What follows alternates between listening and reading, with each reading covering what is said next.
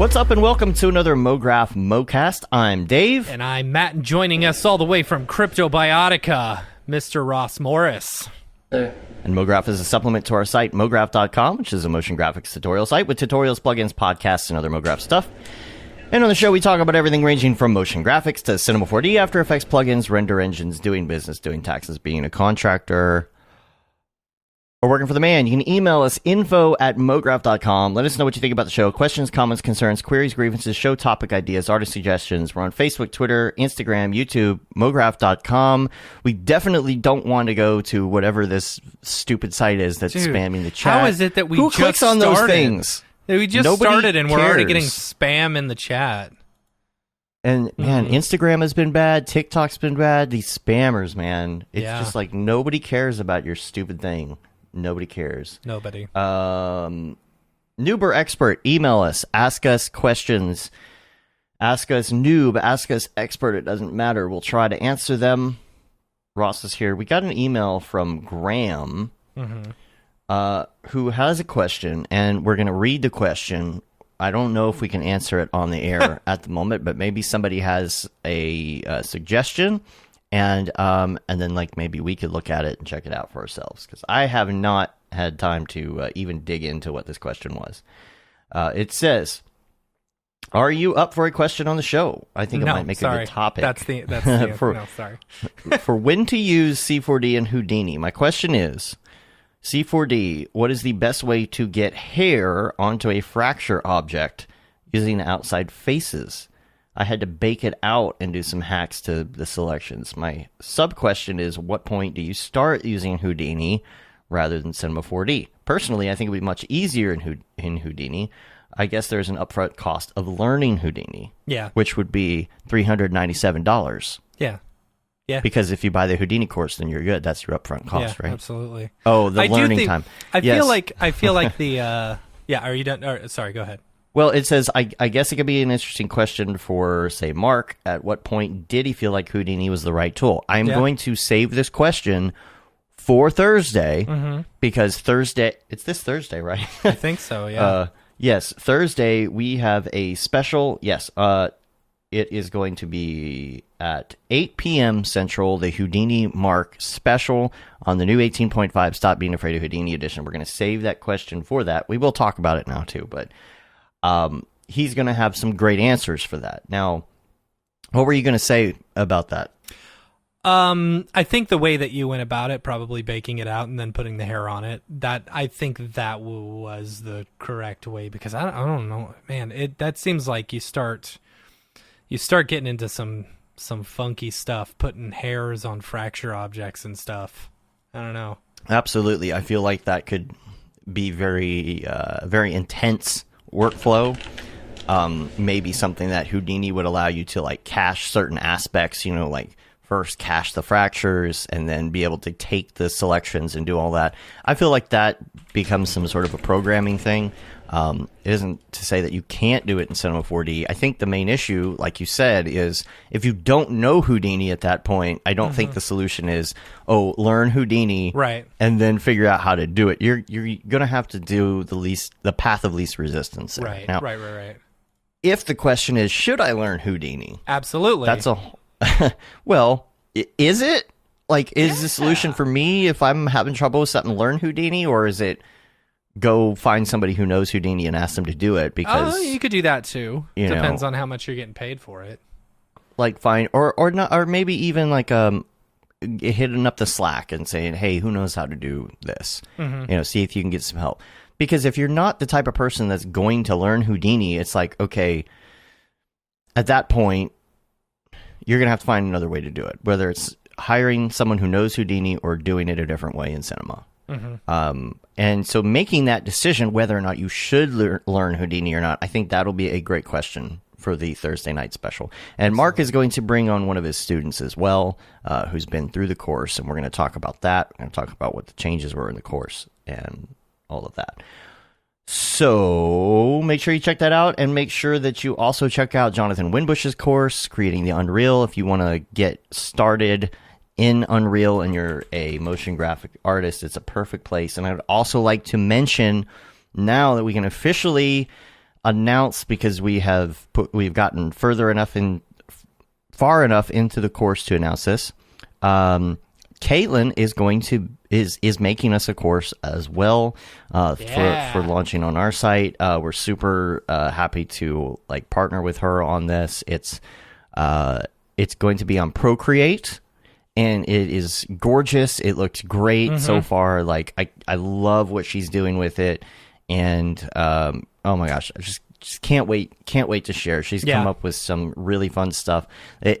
There's multiple camera views. You get to see her using the iPad with the pencil and full screen, and she's got some great illustrations. She's going through all the techniques. So if you're really looking to get into doing illustrations and things on your iPad in Procreate, this is going to be the one for you. And I'm excited to take it. Gorgeous. Yeah, I love it. I think my daughter's actually looking forward to taking that course as well. So that's all that I have, except for Camp Mograph, which it's getting exciting now. It's getting real. Yeah, it is. Yeah, it is. Super excited about this. So we have all of our teachers, all of our workshop instructors, which is really exciting. So y'all can check it out, campmograph.com. We've got Matthew Encina, Satine Phoenix, Naki Din, James Ramirez, Clinton Jones, Caitlin Mahoney, who we just added. She's doing a producing course for us, which is awesome, and Wes Slover. It's going to be absolutely insane. I'm so excited. I started putting together all the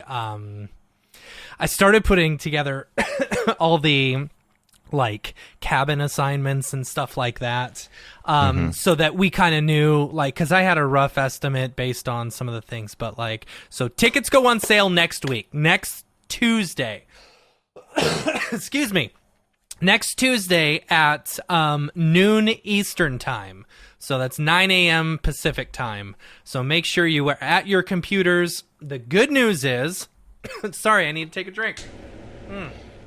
The good news is that doing all the cabin assignments and everything, we were able to see an exact number of how many tickets we have for each cabin, and I'm super excited to say that we have more than previously anticipated for the treehouse cabins, if you're looking to get into that.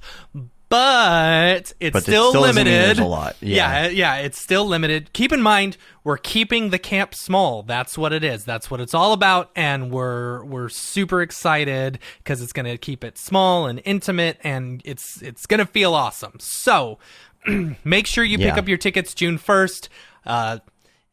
First come, first serve. So get in there.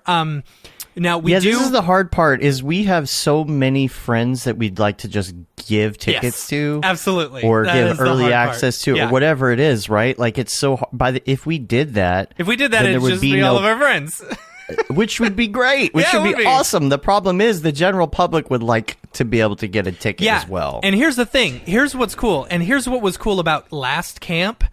Speaking of that, we had so many people there that we didn't know. And by the end of camp, I felt like we were really close with, and we became friends and stuff like that. So if you're just having all the same group of friends that you talk to every day, you don't want that. You want someone else. You want different people. So it's going to be really, really fun. The treehouse cabins are going to be great. The Hobbit houses are going to be great.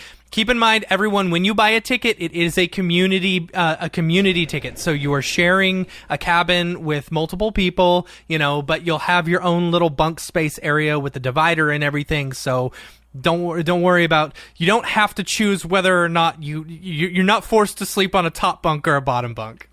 You get the choice. You get the choice. If you want to sleep on a top bunk, you're more than welcome to. But it's spread out enough for that. Yes. And the thing is, there is plenty of space. We are just not adding tickets. Yes, and that's the dilemma. It's why don't you just add more tickets? There's plenty of room. Well, that takes away the whole point of the whole thing with it being small. So the only solution to this problem would be to have more than one camp a year, Matt. I'm looking at you. Yeah, I know.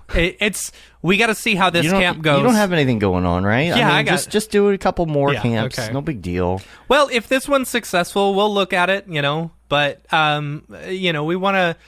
I don't know. I'm really excited about it. Like, it's so nice to have something to look forward to, you know, especially something like this, being able to see all the peeps in the industry again and stuff. And having spent the past couple days, like, putting together everything and seeing where it's gonna be and the tickets and getting everything set up. Oh, it's gonna be so much fun. If for some reason you do miss out, once tickets are sold out, we will have a wait list that you'll be able to sign up on at the Eventbrite page.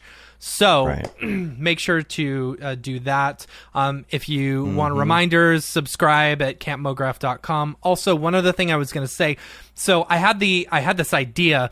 You know, I have a feeling we're going to have a few people in the Portland area, you know, who want to come to camp who may not necessarily want to stay. You know, like they may not want to stay on site. Yeah. Or if you're not really into the whole community cabin thing or whatever, and you're getting an Airbnb, we're totally fine with that, absolutely, you know. But I would say your best bet for that are buy some of the yurt tickets, you know, as weird as that is, because they're the cheapest price, you know, because the yurts they're just like big tents. They're yurts. Giant, yeah, it's like a big tent, you know. It's not glamping, it's just a big tent with a couple of bunk beds in it, right? And some heaters, right?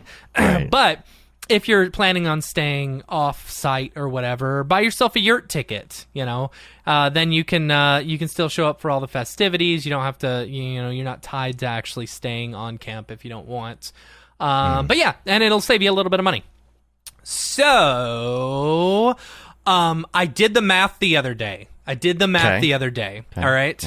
And bringing on all these sponsors and all the sponsor dollars that have gone into this have actually cut every single person's ticket cost in half. Wow. So, yeah, which is insane, right? So because of all of our amazing sponsors, they're helping keep the ticket prices down and being able to bring in all these amazing people, as well as, you know, the food and the drinks and the you know, the linens and everything. Like, it's going to be awesome. Linens and things. Yeah. So, big shout out to all of our sponsors. Make sure and give them lots of love. Our village sponsors being Maxon, Otoy, and Video Copilot. Big shout out to them. You'll be staying in one of their villages. And then our gold sponsors are Grayscale Gorilla and Minimal Massive. And then our bronze sponsors, A Scripts and School of Motion. So big shout out to all of them. We are so thankful for them and helping keep the price of tickets down. Camp Mograph, it doesn't make any money. You know, we're not about making money for us or anything. Any little bit of money that we do make just goes into the next camp. So we're super excited. We just want it to be a great space for all of the motion designers in the world to come to. So yes, eventually we'll get to the Euro camp. I gotta find a European person to help me out with that. Yeah. European You know, eventually Mr. maybe Woods. we'll do Mr. Woods. Destination Mograph. You know, we've thrown that out where it's like we rent out somewhere. an island or something. We'll have to get a lot of sponsors for that affordable. one. I know. So an all-inclusive island somewhere. Right. Yeah. And then something happens and we all get stranded on it, and there's no more motion designers in the world. Then there's anymore. no more motion designers, right? Oh, it's funny. So if you're I'm looking forward to it. It's going to be so much fun. If you want more information or you want to check anything out, make sure to go to campmograph.com and sign up for stuff. We're going to send out a email blast tomorrow reminding everyone that tickets go on sale next week, and then we're going to send out another one on Monday to remind y'all that it's happening. So set your timers. Yep. Set your timers. It's going to be exciting. Okay. Cool. Well, I have a quick note. I just thought this was an interesting issue, and I thought I would bring it to the forefront here. I was downloading a bulk amount of content from Google servers the other day, okay? Yes. And these are in zip files, giant 50 gigabyte zip files. Mm-hmm. 20 something 50 gigabyte zip files. Okay, this is on their takeout system. This is a Google migration thing, right? So I'm downloading and it's going really slow. And it starts kind of fast, then it goes slower and slower and slower and slower, and I don't understand why. And I try Chrome and I try some other things and I start Googling the issue. It would just come down to a crawl. I'm like, Google servers are not this slow. So I don't get it. So I opened up Microsoft Edge and I said, okay, maybe this will download faster if I'm in Microsoft Edge. Maybe there's some problem with Chrome. For days, like these things were failing, right? They go for 17 hours, they'd fail. I'd try one, it would go down to like 2 megabit download. These files should be downloading at like 1,000 megabit, right? They're just not, and I don't understand why. But in Edge, it downloaded fast. 50. But I'm like, okay, but it's going to it's going to my C drive. I can't fill up my C drive with all of these giant files. So I put it back to the drive it was on. Bam, back down to 2 megabit. Well, wait a minute. So I'm realizing that I'm putting it on this giant drive because that's where I have the room. It's kind of a spare drive, and it's hooked up via USB 3.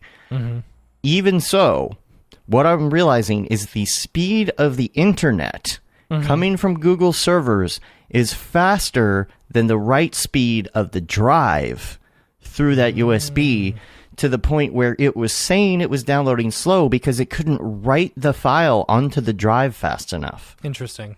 So we're now to that point where the speed of the internet and my internal drives, which are all like, M2 drives, like all that speed is good, right? But the speed of the drive itself is now the bottleneck for downloading files. So interesting. I just wanted to mention it because if you ever have to bulk transfer files, I mean, if you got a client and they got like a big old ProRes file or something, and you're like, oh, it's downloading to my drive. I'm trying to dump this footage on. It's going really slow. Think about whether or not the drive is fast enough to compensate for the awesome speed of the internet. Now mine is I'm downloading at 1 gigabit from their servers. It only took maybe 4 hours to download, I don't know. Wait, so the M2 is the bottleneck? Or no, the USB drive, as opposed to the M2. Yeah. And I'm guessing it's just like something, a typical hard drive setup, like HDD. Yeah, just one of those little portable ones you buy at the store. But you just don't. It's like, wait a minute, you just don't think about that fact that the write speed is actually slower than the internet. Yeah, no, that makes sense. To that point, yeah. Wanted to quickly do some Ravcock. What's your flavor?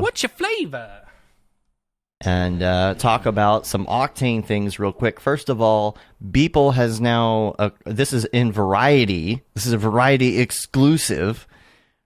Beeple has joined J.J. Abrams, Ari Emanuel, and Eric Schmidt on the board of OTOY, for the advisory board for OTOY. And so there's an article on that. That's very interesting to hear. I'm interested. You got these people on the board and the advisory board, but then I think Beeple's input as an artist is going to be very interesting to see. Yeah, absolutely. Absolutely, I agree. And I need to go watch the GTC talk because yes, you do. This been out for a while, but now it's on YouTube. Jules put it on YouTube.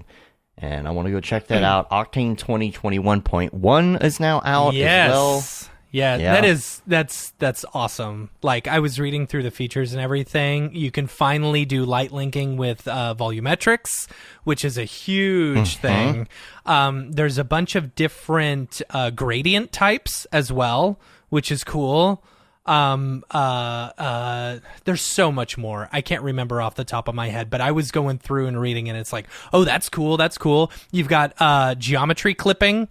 But I don't know if that's going to be in standalone only, because there's a few things where it's like, oh, okay, that makes sense in standalone, but I don't know if that makes sense in like the DCC or whatever. Like, for example, they've got like the what is it? The SDF when you're merging to kind of like the volume builder, volume mesher type thing. You know, they've got that in standalone now. But yeah, I don't know if that is even possible. And I'm still behind. I know. I'm so excited. I'm so excited about being done with our dude. Next week, I'm upgrading everything. I'm all R24 or S24 and Octane and whatever. I'm so excited. Well, hopefully you can. There's no plugin for this 2021 yet. So not 20 in Cinema 4D. Exactly. Yeah, there was a R6 version. There's an R6 update of 2020 whatever the 2.3 R6. Right. Yeah. And from what I've been hearing, everyone's saying it's super duper stable and stuff like that. It's really exciting. I'm excited to get on board with that. Also, how's the motion blur doing in render right now? I don't know. So here's the problem. Here's our problem. And this is the problem with being on the wrong version of stuff, for a big project and stuff like that. It's like as much as I want to complain about things aren't working, the number one thing that I would do if something wasn't working is upgrade to the newest version, right? But exactly. I can't do that specifically because there's one issue, right? We are on old, outdated versions of Cinema and old, outdated versions of Octane, and for some reason, those two ones together cause color differences, and we've been working in that the entire time that we can't change anything. Which sucks. So we can't say, there's this issue because it's probably because we haven't updated to fix it. That's the problem. So I'm so excited to be on all the stable things now. So that then I can complain when something goes wrong. Right. So, but I think also, I don't know if this is official yet. I know Render has, they've implemented the 2020.2.3, I believe into it, and I think you can now use 2020.2.3 in the render on the render network as well, which is great, super great. Happened right at the end of our project, and so yeah. Math nodes, yeah, Billy, math nodes. That one, yeah. I give it like 3 days, and C4D will have a plug-in version. I know, he's so quick. Yeah. He's so quick. All right, Ross, let's talk about you now. Now, here's the thing. You and I, we chatted on Discord the other day, and we were talking about getting ready for the show, and I was kind of asking you, what you did before this. Mm-hmm. And you were like, well, I really didn't do that much before this. So it's not, we won't have like a long discussion about your 10-year, 20-year career path in motion graphics. But it is interesting to hear how you got where you are now. First of all, this is one of those little known facts, I think, but you are roommates with Ryan Talbot. Oh yeah. Yeah, small world. How did that did y'all know each other Ross, from motion graphics? I didn't even know you already? lived in Dallas for the longest time. I thought you lived somewhere else. I didn't either. I didn't. Yeah, no. We met you in Vegas, right? Yeah. At the karaoke night and such. No, the first time we met was when you came up for the show at SIGGRAPH, right? Didn't you come to the live show at SIGGRAPH? I was at NAB first. Were you? Okay. Yeah. Actually, my first design event was Motion Plus Design in LA.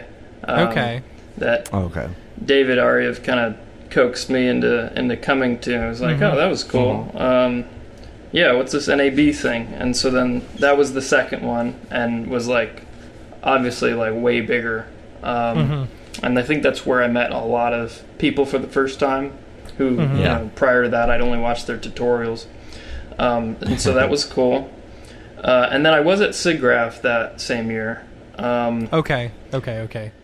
Yeah. And then, I was getting ready to move out of LA anyway. And then, global pandemic stuff happened. And I basically just, I saw the worst still to come at that point. It was like mid-February when it all started kind of hitting me, like, oh, okay, this is a big deal. And I don't think it had hit anyone else yet. And so I was like, I don't want to be in a city this large when that kind of realization strikes the public. So I'm going to get out of here as soon as possible. And I think the governor issued some kind of thing where they were like, yeah, we're going to close down LA's borders, or he said something along those lines. It was kind of vague, but I wasn't taking any chances, so I just kind of threw everything that I could fit into my car and then just took off to the first location that was willing to host me, because I know a lot of people from like various walks of life across the U.S., and so I got in touch with a buddy of mine in Utah who let me stay with him for about a week, and then another friend in Colorado, and so I was kind of skipping around there for a month or so until I settled in Austin. Just spreading COVID everywhere you went. Well, here's the thing. Getting away from the purge, right. You know? Well, that occurred to me, but I was also probably the safest person that I knew.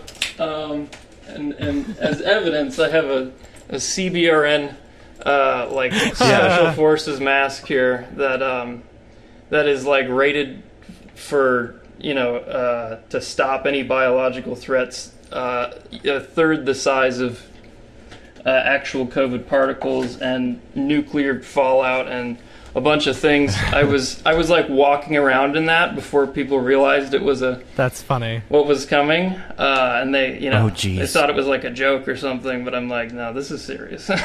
Right. And you got your crash helmet around there too. See, for people who don't know, you are like the admin essentially of the Get NFT Discord, and we'll have our little Brady Bunch thing going on with all of the people's faces in there, and you're like right in the center with your crash helmet on, like, your 2x zoom lens going on here. Yeah, I can hit it real quick just to because I can't not. Yeah, there you go. On the Discord, it's like the zoom lens just keeps getting closer and closer. I think you add a millimeter every day. Yeah, that's funny. I think so. Oh boy. So you, okay. So you moved. So you already knew Ryan at that point when you were in LA. Yeah. So I believe we met at NAB, and we went to like a couple extraneous things there too. Like he invited me to some like Halloween party, and we kind of linked up and went to that, and that was fun. And then. So I had been living in Austin like all throughout 2020, just like in my brother's spare room, and doing my thing. And I just, he came and was just like, it's been really cool having you here, and you haven't done anything wrong. I just want to make that known, but I also just kind of want my house back.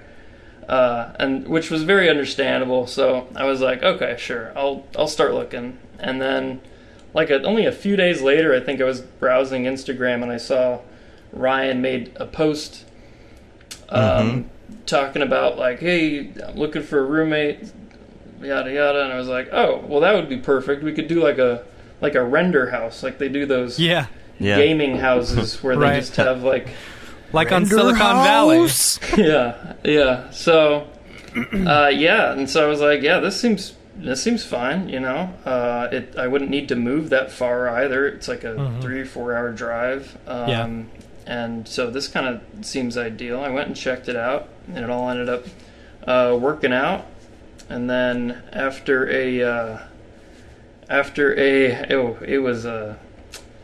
was quite the move. Like, keep in mind, this is all during COVID hours, and then also I kind of was expected to show up back in Florida. That's where I'm from, so that explains the gas mask, the helmets, So I was expected to show up in Florida with family for Christmas, and then I didn't trust planes and airports, and I hate them anyway, so my siblings and I, we all just drove down there. And so the whole move was like I had a bunch of stuff sitting in my parents' garage for a while, and I just kind of packed it up into my car and then drove straight to Ryan's place, dropped all of it off, and then the same day drove to Austin, loaded all the crap up there, gosh. And then took off back to Dallas. And all the while it was like, because I'm a TA for School of Motion too, so that was just starting up, and it's David's LCR course, which is very intense, right? And the startup for those things is typically like the busiest time. So, like in the midst of all that, I had to figure out a time where I could just stop for like an hour or two and like record video critiques, and then continue on the course. It was wild. Really glad that's behind me now, because that was that really stretched things to their breaking point. But so now I'm here. I'm living with Ryan. It's going great.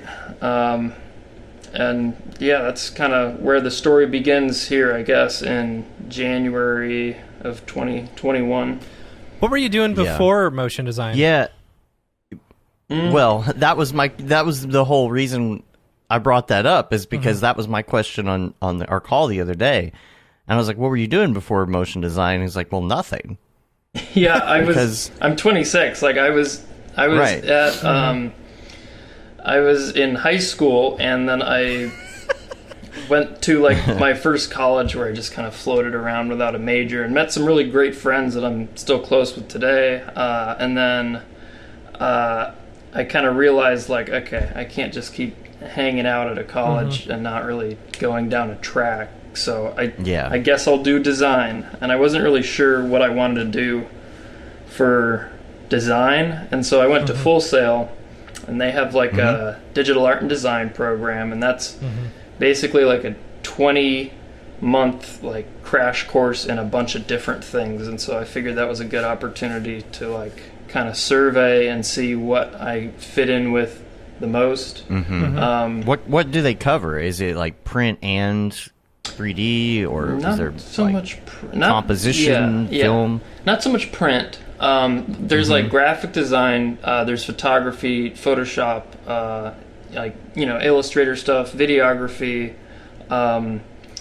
animation, like 2D animation and After Effects, some compositing in there, and then at the end of that, like 3 months or something before graduation, they just kind of like threw 3D in there and are just like, because I hadn't really stuck with any of those. Like they kind of bored me. And then like 3D happens, and I'm like, oh, finally, like here it is. This is what I was waiting for. Like, why didn't you tell me about this before? Like here's this thing that you can do and make literally anything with. Have fun with it for the next couple months, where your education license then runs out for it. It's like, wow, okay. So that's kind of where the 3D got started.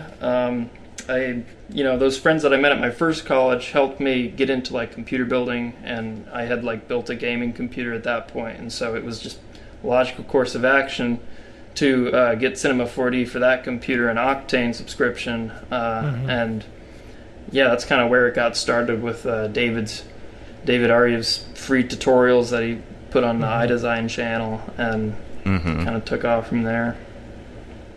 Now we're doing this a little different because we don't have that much to talk about in this segment, and we do have a lot of NFT stuff to talk about. Not just what you're doing, not just about the weekly stuff, but I think we can really get into a great convo about crypto art and cryptocurrency and the whole deal. So we're holding out just a little bit longer. We're going to talk about everything except for the NFT part. We'll probably have a longer NFT section today. I'm just letting people know. So let's talk about everything besides that for a minute, and we might go into that early. It'll be a short show, like we always say. And 26, man, you're at the perfect age right now. It's like 27 was where I finally got my shit together. So you're right on track. You're right on track. Well, that kind of ties into the into the NFT stuff, because like that was what Dave and I talked about. Was I've kind of just like I've made that my whole wheelhouse, and it's kind of like that's how I'm becoming known and kind of doing things. Right. And so it's all kind of centered on that, but we can't really get into it too much until it's that time. We'll get to it. We'll get to it here in a second. I wanted to mention though that there's something about being in your 20s. And I had this conversation with Rev the other day, and Arya was giving me a hard time. It's like, oh, Dad Dave. I'm like, no, but it's true. Like the stuff that like a lot of people do in their 20s, like it's when you have all that time, right? Because you get older, you have a boyfriend or girlfriend, you have kids, you know, a house, all your responsibilities in life and all of that stuff happen. And like, but the older you get, it feels like the less time you have to do anything. And Rev was talking to me about that the other day. We were talking about being in your 20s and whatnot. And I'm like, man, there's just, when you have all of that time, you know, was something about being young. You have all of that time to just experiment and try new things and work with software. And a lot of times I'm like, man, if I were only 20 and had what I have now, and of course no one's ever going to have that, but there's something about the tools that are available now, kind of like that post GPU render era of Mograph that I wish I had when I was in my 20s, because instead of like kind of understanding 3D and kind of understanding how this goes, I still have to sit there and wait 5 minutes to see one frame update. Dude, if I remember, had like this I remember when you feedback, learned V-Ray at the place that we were working. You're like, oh yeah, I'm going to do this in V-Ray, right? And it's like, we're waiting 15, 20 minutes a frame, an hour a frame. Yeah, and I just, wish I had the time sometimes to do some of those things. You end up, working on your career or your business or whatever it is, and unless you set aside like X amount of time per day, like it's like you just don't have the time to experiment that way anymore the older you get. And maybe it's just me, but I think it's awesome that you're able to dive into this kind of like with this fresh look, and you have so many possibilities about where you could go with what you're doing right now. It's just absolutely insane, and so definitely want to talk about that. Is there anything that we want to talk about before we go into Mograph recommends? Because we are moving to the drop early today. Anything else? Okay, then. All right. In Full Sail, what did they teach you? Like, which 3D program did they teach you? Cinema 4D. Okay. Yeah. Cool. How'd you feel about the program? Honestly, there's a learning curve, especially if you're coming from not 3D, and I wasn't even like even in high school and the first college and all that, like I wasn't the artisty like type. Like I went to a military high school, and my plan was to like pursue that, and then I realized how much I hated like getting woken up early and getting yelled at, and so I was like, all right, well, I guess I'll figure it out later. And then so art kind of came along, and then to throw 3D into that, it's just like having to, I don't know, you need to wrap your head around it, because it's not like it's a whole different kind of art in a sense. I don't know, but I was also always really into games and like gaming and things like that, and I think that to some extent helped me, because I'm always the type in games, it's like I'll get really caught up in like customizing the car or like customizing the character and doing those kinds of things, building maps or levels or whatever, and so I feel like there's some transfer there, but who knows. I think I just liked how technical and like the possibilities it offered, and kind of like as soon as the bug like bites you, you're kind of all in on it. That's kind of what happened to me. How was what's the price at Full Sail? Was it expensive? I would think so. I went to a trade school. The reason I asked, because I went to the Art Institute and I hated the Art Institute. Like, it was basically just a diploma factory. you know. Yeah, and in many ways, I don't know. I kind of feel the same, but and you'll hear this from a lot of people, but it's what you make of it, so on and so forth. Absolutely. But yeah, if the 3D bug hadn't bitten me, like who knows where I'd be right now. So I'm just like really glad it did, because it's like really awesome being involved in all this and like what it's, the potential that it has. Yeah, so that's the thing about it's the time that you spend with it yourself, right? It's like how much interest you have in it. That's always like what I get from anybody that goes to the Art Institute, Full Sail, or whatever. There's always kind of that, Full Sail, or the Art Institute. It's like, yeah, right, I get what you're saying, but I know a lot of really great people who went to those schools, and it's because they're the ones that said, I have access to this stuff, I'm going to utilize it. Yeah. And they dug in, right? So an example of this here is like, I've been getting into Ableton recently, right? A lot over the years. It's like, dabble in it for a weekend or whatever. There's always a point with software, and this is like the Houdini discussion. There's always a point with software where you finally get over the hump of interface, and then you're into the creative process. So, like, for example, if I sit down in Cinema 4D, I don't have to worry about where the buttons are or how to do that thing. Tags. It's just... Yeah. Since they changed them. Yeah. I can't find them. But the thing about it is, I go in there with a purpose to create a certain kind of art, and it might take me a while to do, but I get the art done. And now in Houdini, if I were to sit in that, even as much as I kind of sort of know about Houdini, I would not be able to sit down and just start working. Yeah, same thing was with Ableton, and every time I opened it up, I was relearning.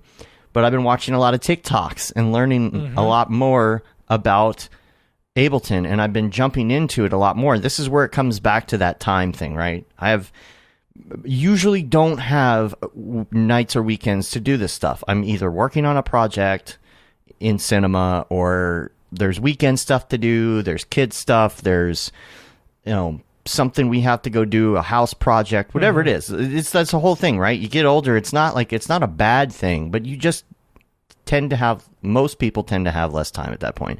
I have an understanding girlfriend who allowed me to spend 2 days this weekend when I finally had a free weekend to just dig into Ableton. And now I may not be good at making the music itself or mixing it or any of that stuff, but I don't feel like I have an interface problem anymore. Yeah.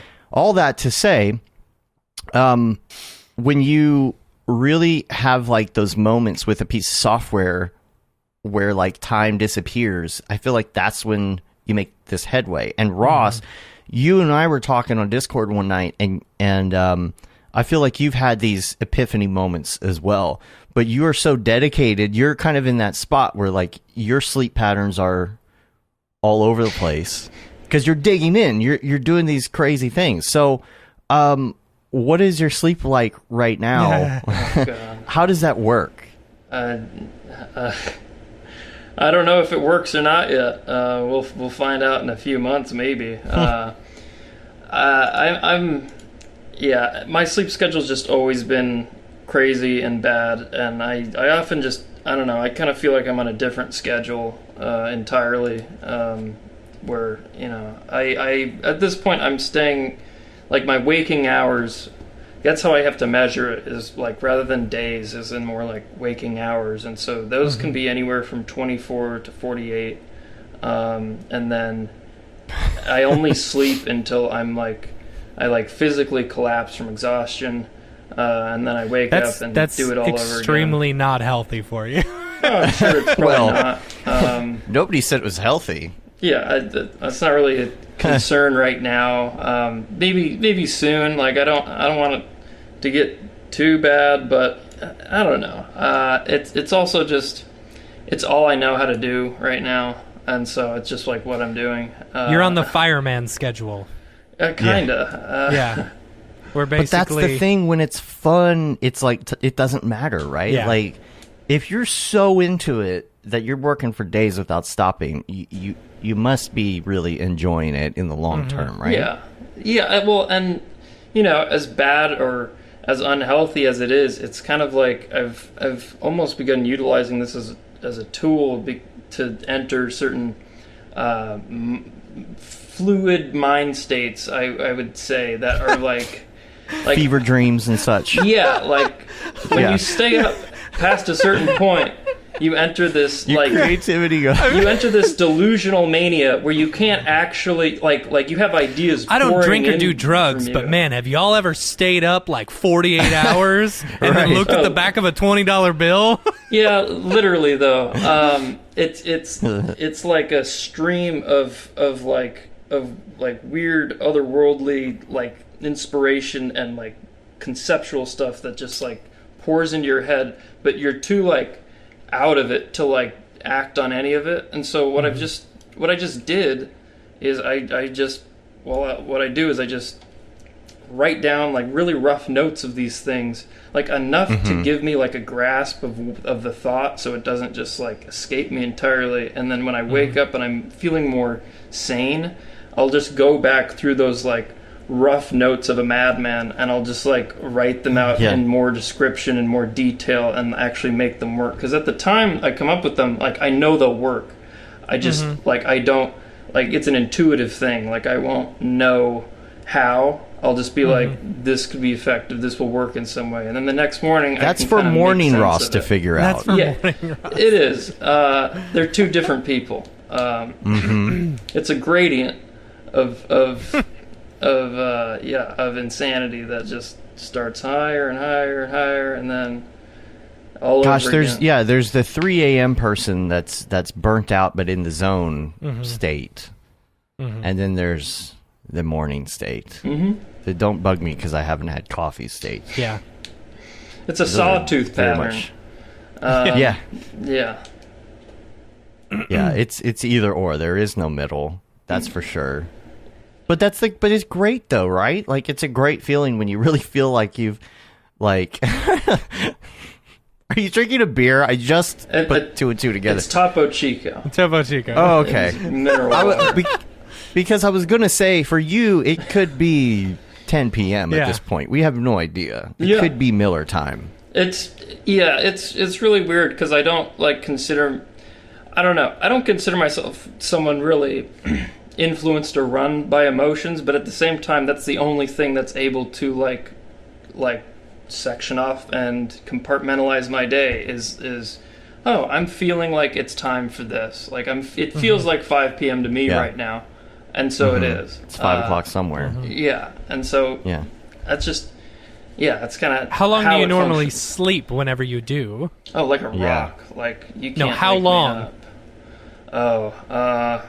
I don't usually count that because. Like, are you raring to get back up? Like, do you wake up in like 4 hours with more ideas, or is it just like no? Are you out for hours? 13 hours and then? No, I wake up pretty charged up and ready to go. It's I also have ADD, and so the medication probably provides a little kick to put me in the right direction. But that could also be the insomnia as well. We just put my kid on ADD medicine, and they say, "Oh yeah, it can cause some crazy insomnia." It certainly exacerbates it, but it's always been weird and bad like this. So I can't. I can't just shirk off all responsibility to that. I'm sure it doesn't help, obviously. But like that's also, the thing is, once it puts me in that direction, I can just go indefinitely. They say with ADD is like people with ADD can focus really well on something as long as it holds their interest. You know? Right. And if it holds their interest, it can hold their interest for a very, very long time. Right. Yeah. Like tunnel vision, I won't like eat, I won't like I have to remember to drink. Could be the medication as well.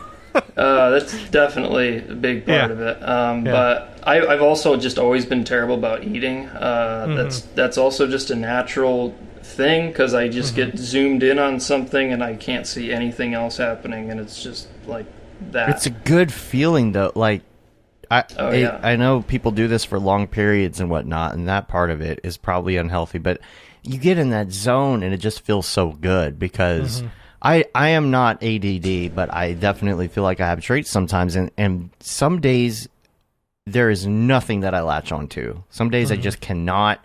There's nothing that holds my interest. I can't get anything done. I don't want to get any, like, I just can't do it. And then other days it's like, oh, 6 hours went by and I didn't even look at my phone and I didn't even eat and I didn't, like, there's something, when you get in that zone, it's just so great. Yeah, I agree. And, because I'll think about that sometimes, like when, life stuff is coming up, there's some kind of drama happening, and then I'll just, because I've got like a couple fish tanks, and so I'll just like look at the fish tanks and I'll be like, I kind of wish I was just like a fish, because they're just... I wish. That's just their entire life, is being in the zone and only having one singular purpose, and that's just to like wait for the food at the top of the water and just like swim and then be in the zone and then do that.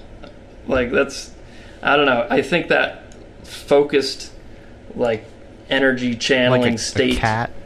It's, yeah, like a cat. Think of it like a cat. You just get to eat food and chill out. Honing, or when they're like honing in on prey. I don't know. There's something like oddly primal about it. Right. But it's great to just disappear into it, like even an immersive game or something like that. That'll do the same thing. Like you're trying to stay alive, you're trying to fight your way through whatever, and you're just kind of there and in it, and like you don't have to think about anything else. That's great when that happens.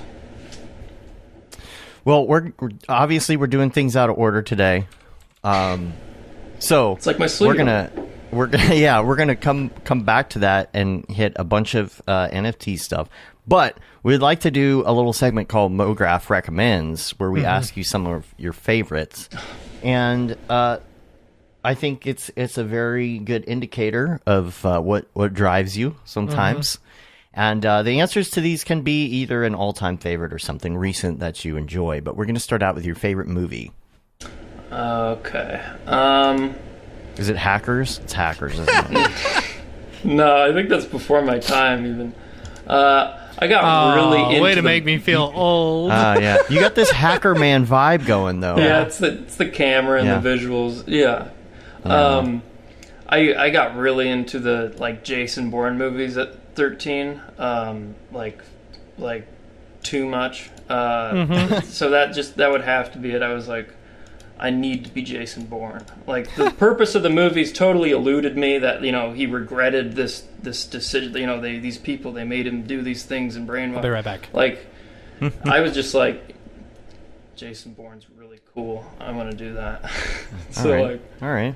Yeah, that kind of set me on the course. So I kind of have to say that, but I also really love more recent ones like Elysium and Interstellar and, the Christopher Nolan Batmans. Interstellar, it gets like a bad rep, but I really do like that movie. Yeah, I feel like it gets a bad rep too, and I don't really get it. I'm not like a movie critic type, I guess, enough to be able to not like it. But hey, I mean, it's got a lot that I like, and including Matthew McConaughey, so can't go wrong there. Yeah. What about TV shows? While we're on those lines. TV shows. Let's see. I gotta think. TV shows are very transient for me. Like, I don't really like it. It's just kind of whatever I happen to be on. So, like, right. What's the one on Prime? That's the space one. The Expanse. That one's awesome. I've heard of that. This is a recommendation time. I recommend that. But it's not a casual thing. You can't be on your phone and watch it. Like, you'll miss a lot. You got to get into it. Yeah. I've heard that about that show. I'm thinking about checking it out. Yeah. Definitely check out The Expanse. I've been watching Super Jail lately. I love me some Super Jail. Let me tell you about Super Jail. I was so into it when it first came out, and it was so hard to find. Like, it came on Adult Swim at like 3 a.m. one time, and I was like tripping out. And so I managed to somehow find copies of these and burn them to DVD. Yeah. So I was so into it. That's just a whole genre, right? Like Adult Swim at 3 a.m. is when you're barely awake and you think you're in a fever dream or something. Yeah, that's... And then something Tokyo Megaplex worked on, inevitably shows up on, And then and I also have that buddy of mine that was on the show, Sane on Adult Swim. He did that show on there. Okay. But I don't think that's around anymore. But yeah, it's that late night, weird, trippy. He also worked on Too Many Cooks, which was also premiered at like 4 a.m. Yeah, that's such that whole genre of cartoons, like that's where like Rick and Morty kind of stems from too, you know, just that whole. That's another one, you know. There's just and the there's art so in many. Super Jail, like the hand drawing is so amazing. Like, God, how do you explain it? It's like it's I don't even jail it's a jail in the ether for like the mega evil people, like somewhere out in the universe, and there's a warden and stuff and a top hat and a cane. They're not even like it's not even like a super villain type of jail though. Like these are just normal people. It's just the jail itself is this weird like ethereal entity that's driven by this like really eccentric warden, and it's very psychedelic. I would explain it as that. It's a fight always breaks out in every episode, and it's extremely brutal. Like if you're not a big blood and guts kind of person, don't watch it. It's very brutal. The whole jail and system is kind of propped up by that jailbot character. That's just this omni robot capable of doing anything like very quickly. Like hardly has a weakness. Aqua Teen Hunger Force. That's another good one. Of course, for me. C Lab, all those classics. But also Star Trek. Like I'm a fan of Star Trek. I definitely TNG. side with Which that. one's your favorite series? It has to be the TNG. probably The Next Generation. Yeah. With That's what I'm talking about. Jean-Luc. Yeah, it's so good. Like the writing, the concept of all the things. It really you can turn on any episode and you're just enthralled. I love that. Yeah, the commanding presence of Jean-Luc Picard. Hi, my name is Sashia Dumont. I'm a writer, actor, and filmmaker. Hi, my name is Paul Robinson. I'm a director, DP, and filmmaker. We are the creators and hosts of the Go Gorilla Filmcast, an online source for all things indie film. We are a husband and wife film team and co-owners of Send 3 Productions, and we started this podcast for filmmakers like ourselves who were producing on micro budgets with skeleton crews. Go Gorilla is a weekly podcast that features various talents in TV, film, and web series productions. We've interviewed filmmaker powerhouses like Kestrin Pantera, Richard Raymond, Alex Ferrari, Cassandra Ebner, and Ryan Connolly. Amazing actors like Hannah Ward, Lou Taylor Pucci, Chris Wataski, and Eileen Gruba. Groundbreaking cinematographers like Jody Lee Lipes, and Jessica Lee Gagné, and many more. We also offer weekly reviews of our favorite films and shows, which vary from low-budget first-time filmmakers to A-listers and everyone in between. Go Gorilla is proud to announce that we have officially joined the Mograph Podcast Network. So if you love filmmaking as much as we do, tune in every Sunday for a new episode of the Go Gorilla Filmcast, your source for all things indie film. Now available on the Mograph Podcast Network. Like I want here's a business idea: is if somebody gets a tube television that just has every episode of these prolific shows like that, and then you turn it on and you don't get to pick which episode or what time frame it starts on, and you can just have that on, and it's to simulate how entertainment consumption used to be, where you just had to turn on the TV and watch whatever was on, except now it can be your favorite show all the time with no commercials. You get what you get and you don't throw a fit. Yeah. I tell my kid that all the time. Yeah, I would buy something like that, honestly. Yeah. Carlo, I'm a fan of Enterprise. I did enjoy Enterprise. I hated the opening sequence. I felt like I wanted to just dig my ears out every time that thing started. But I felt like Jonathan Archer was a good captain, I don't think I saw that one. Enterprise was good. I haven't. The thing is, it was good. I enjoyed it. I not as much as The Next Generation, or I loved Voyager as well. But I never got Kevin into in Deep chat, Space Nine, even though everyone I've talked to actually says that Deep Space Nine is the best one. Oh, I wouldn't if you're say that. into like Really? it's politics in outer space, though. You have to be into that. You got to warm up to it too. Like, Yeah. I don't know. There's something that's not as serious about it. I feel like I've all watched the about, entire like, first season, ambassadors and I just did not care that much. You know? Yeah. You got to watch past the first one. I don't know. Yeah. It hooks you at some point. I couldn't tell you when, but it does. It took me like a bit to warm up to it as well, but I kind of trudged through it because I had just watched The Next Generation beforehand, and I was like, Right. I don't even know where I'll turn after this. I just watched 10 seasons of this amazing show. Like, I can't go to anything else now. Well, I got into Deep Space Nine because it was the new thing and there were new episodes. That's kind of why I watched it, but it did fizzle out, you know, because Next Generation ended and I kind of got the last half of the seasons. Yeah. But See, I wonder what Kevin would watch if he were here. Oh my gosh. I really liked Voyager. Voyager, to me, because I only watched that. I probably watched that, I don't know, 8 or 9 years ago for the first time, you know, and I just wanted to go through that. So I binged the whole thing on Netflix, and I really enjoyed it. I thought it was good. I thought Janeway was a good captain, and it was cool to see the Borg as more of a presence and stuff like that. Ooh, Captain Janeway. Yeah.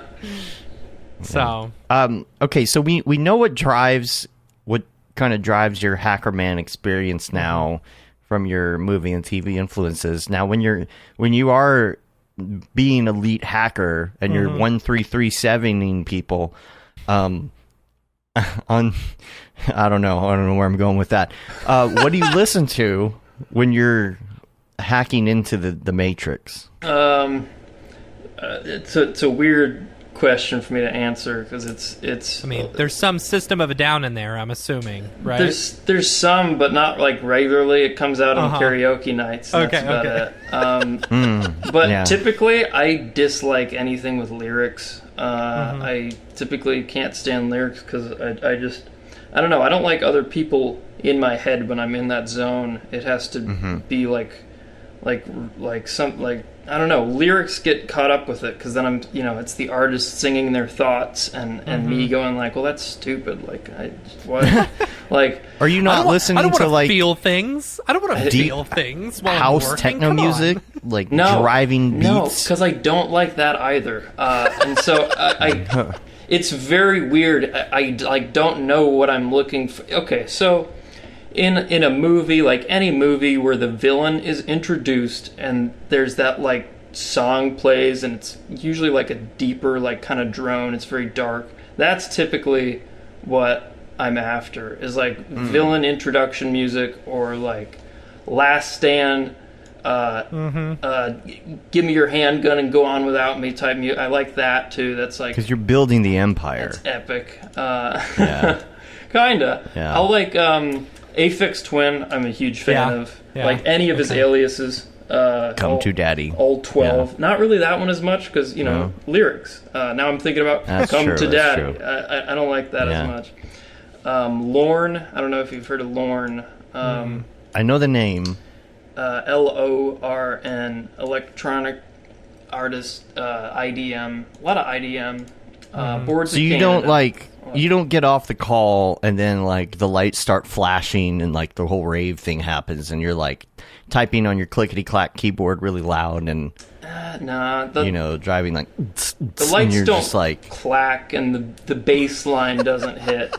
You bring out the glow sticks and you start raving in there while you're no, none of that. I have a bunch of LED lighting, but it'll like, I don't know. I have fun with that. It kind of goes to a deep red, kind of more subdued, something that's not going to grab my attention, and then it's a good hacker color. I like that. Yeah, and then I turn around in my Empire chair, and you just see me behind the screens. I got like a bunch of ultra wides. Do you have a cat on your lap? That's no, I'm allergic to cats. I can't do cats. Man, okay. I'm a lizard man. Okay. Yeah. All right. Oh man, I can see this it. is a really good segment for you, Ross. I feel like I'm really getting to know you. Yeah. There's. Jeff Webb asked in the chat, do you listen to Power Glove? My question is, do you wear a Power Glove? I think that's more relevant. I would if that was like a practical thing. That sounds while really you're typing. Cool. Not Power Glove. I really like Mega Drive though. That's just an artist I can put on, and I won't have to worry about a song that comes up with like a, I don't know, a vocal clip of somebody saying something dumb that it pisses me off and I have to skip. Like, I can put on Mega Drive and anything that comes on is going to be... I have a few of those artists that are really good. You ever heard of Igloo Ghost? Mm-mm. Okay, well, that's another one to check out. It's like a manic state, but audio. Are you just taking random words and mashing them together? I'm not. You're telling me. I'm not. I'm completely serious I like about all of this. Tornado Frenzy. Yeah. I love Lamp. Is that what you're doing now? You're just... Yeah. Well, you're not going to like the next one. The next one's Clams Casino. That's another one. Coffee Levels is the best band. I'm a big fan of. I don't know that one. A really weird genre that my friends and I started getting into in 2020 is... I don't know if this is actually a genre. It's just Russian doomer music. And if you look up... I don't know any of that, what you're talking about right now. If you look up... idea. Okay, well, when you get a chance on YouTube, just type in, I think it's Russian Doomer Music 6, and it's like a 45-minute playlist of just, really depressing alternative rock in Russian, and it's all set, the backdrop are, these really, depressed-looking cartoon characters, with Soviet bloc housing images behind them. I don't know, something about that speaks to me. But see, isn't it so important? I worry, Ross, that maybe you're an evil genius. Right. That'd be cool. Yeah. Liam's here. Liam said, "What flavor Matrix paste is your favorite, plain or beige?" I think that this segment gives such a great picture of who the artists on this show are, and especially today. Yeah. I think it really shapes how people who haven't met you before, now they know you. Yeah. Intimately. Sure. I'm not sure they want to. So you probably don't listen to podcasts then, I'm guessing, unless honestly, you're not. No. I don't really listen to podcasts. One more artist I want to go over before. Sure. His name is Colin Stetson, and this is probably the weirdest of the bunch. But oh man, I get a kick out of Colin Stetson. It's this guy that plays a massive saxophone, and he hooks up 6 different microphones in various areas of it, and so it sounds like he's an entire ensemble, but it's just one guy, and he'll circularly breathe for 10 minutes. With all these microphones hooked up to the saxophone, and then while he's playing the saxophone, he'll throat sing through a throat mic. He does the percussion through the paddles of the, I don't know what they're actually called, but it's almost like drums. That's how he does the percussion. He has one at the end, and then he has a few other elsewhere. It's insane. You watch him play for 6 minutes live, and he's dripping with sweat. He's bright red, you're this guy's gonna die, and the sound that comes out is horrifying. This guy's gonna die. But I love it. I love Colin Stetson. Okay, you're gonna have to link me to something. I'll put that in the show notes. Okay. People can check that out. Yeah. Okay, I'll do that.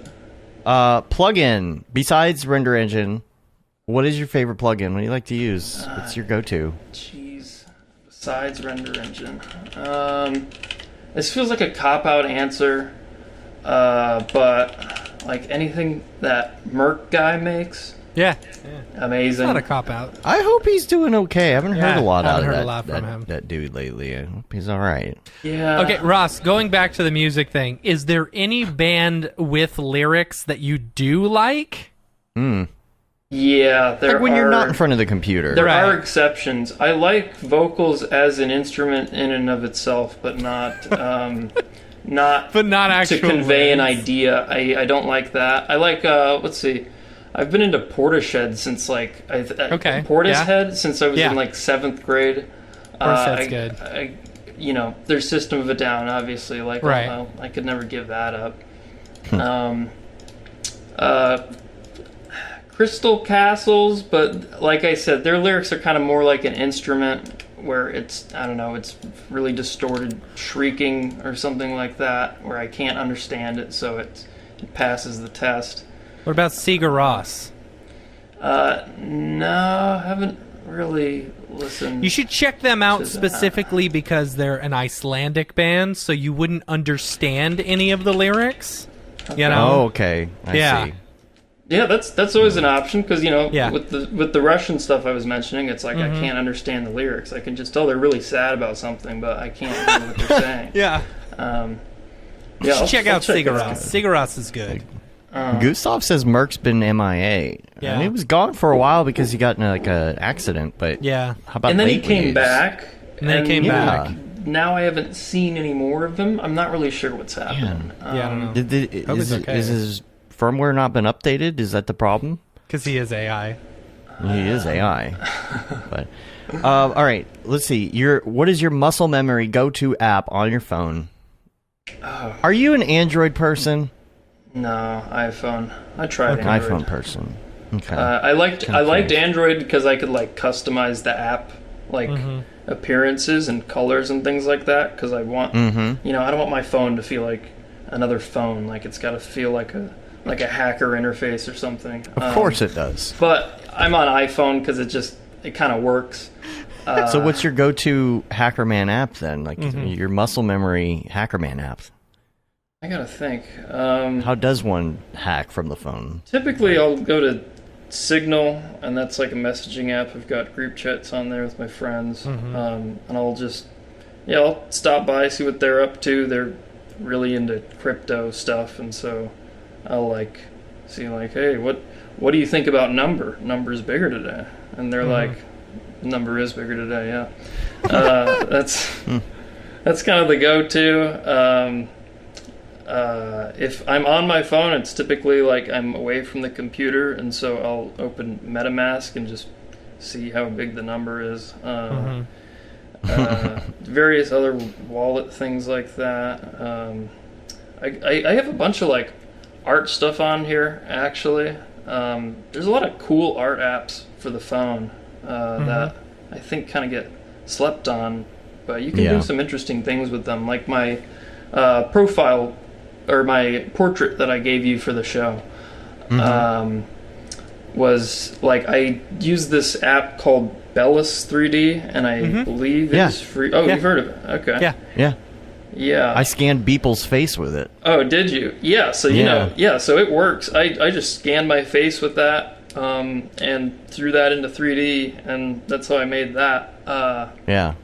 I mean, it was like the whole reason that I got the iPhone with the LiDAR thing was to be able to start doing stuff like that, which has been really cool.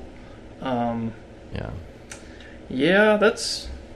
I haven't been spending too much time on my phone lately at all. Lucas says he's waiting for Merc 2.0 to come out. Right. I think that's the thing, prepping for the launch of the new He's AI. updating? Yeah, he's updating. It's a long update. Do you play video games then?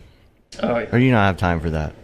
I don't too much lately, but definitely, that's my go-to entertainment rather than going outside, going to a park, meeting people. I'll game. What's your go-to? Oh man, I hardly play it anymore. Are you a shooter or a role play type person? Both. Yeah, but I don't know. I have another I have weird criteria when it comes to games as well. If it doesn't have either like guns, race cars, or spaceship type stuff in it, I'm typically not interested. So fantasy stuff typically doesn't do anything for me. Right. My go-to for a while has been Siege, Rainbow Six Siege, and I got really into it a few years ago and just kind of dropped off and don't really bother much with it anymore, but I still have the muscle memory, and so it's like that interface thing you were talking about with software is I could start playing a new game and like But, learn that. Or I could Yeah. just go into Siege and kind of have half an idea of what I'm doing.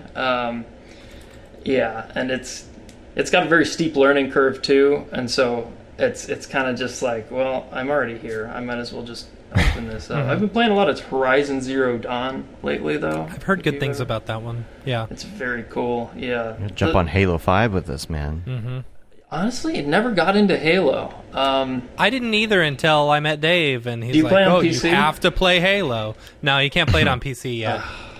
Halo Infinite. Once Well, it yeah, comes you can. out, You can play everything but 5 on PC. Yeah. Yeah. I mean, I would hop on It's if you have a PC one that you play. The new one's going to be on PC too, apparently. Yeah. So, yeah. Yeah. Day one Yeah. release. I don't too. know.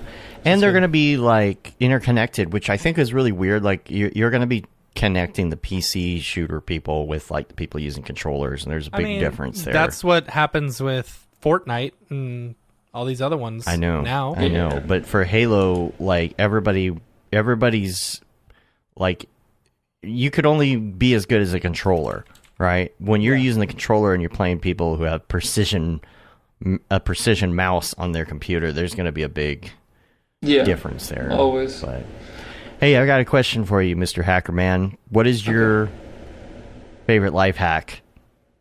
Mitch Myers turns the toaster on its side for some bomb-ass grilled cheese. But you, as a hacker, must also have some good life hacks, right? Favorite life hack. Oh, I don't know. That's weird. I don't know. I feel like my whole life is a life hack. It could be something about like life in general, like, you know, self-help type stuff, or it could be like one of those toaster type hacks. It's like not like life-changing or anything, but you know, like what do you do? Like what's something that you do? That's like a shortcut in your day. I mean, it could be the sleep stuff, but I don't know. Yeah, that's kind of one. Yeah. I might just have to go with that, but yeah, I'll think on it some more. I know I've got like a ton. I don't know. It's always hard when you're on the spot. Yeah. You know, like. No, I should have an answer for this. I'm disappointed that I don't. There's just, I don't know. There's a lot that I'm thinking of. Yeah, I gotta think some more on that. Yeah, we can come back to it. Yeah, we'll come back to it. We can go to the drop and think about it in the meantime. Are you ready, Matt? Let's go. Let's go to the drop. Drop. Is this the fucking mic? This is exactly what I should be doing. What's up, and welcome to this week's episode of The Drop, your weekly source for all things NFT and crypto art, as well as upcoming drops by notable people in the Mograph industry. I'm Matt Milstead. Joining me, as always, Dave Koss, and as well as Ross Morris from Cryptobiotica. Many of you may know him or may know Cryptobiotica and the fun stuff. I'm excited to talk about it today. Yeah. So, yeah, this is going to be a little bit longer episode because I think we're going to get into some fun crypto talk besides just the drops today. So let's real quick just hop into the drops, get that out of the way, and then we're going to hop into the Cryptobiotica. I'm gonna use the bathroom real quick, so you guys Please go. do. I wish you would. Okay, cool. First up, let's go over to the big drops on Nifty Gateway and Maker's Place. Nifty Gateway, I feel like Nifty Gateway has listened to all of our advice saying, stop doing so many drops. Yeah. So they've basically got like 1-2 maximum per day throughout this week, which is awesome. I think that's really that's good. a good move. We don't have links for all of these because, you know, for some people who are doing a drop on Nifty, feel like they're too cool to actually put some sort of like thing together. Promo or link or show what it's going to be. Or even just saying, hey, I'm doing a drop this day. Right. That's one of my biggest beefs with Nifty Gateway is I wish the artists would show what they're selling ahead of time, you know, because it's like, right. don't know. Anyway, I today, know. Yeah, I get it. Today, the 24th, what are we in? May 24th. Year of our Lord 2021. Yeah. Craig Fargo and Infected Mushrooms. Infected Mushrooms, the band, I guess. They're doing a drop today, which is cool. I think it's like this whole like series of different mushrooms and stuff. So that should be fun.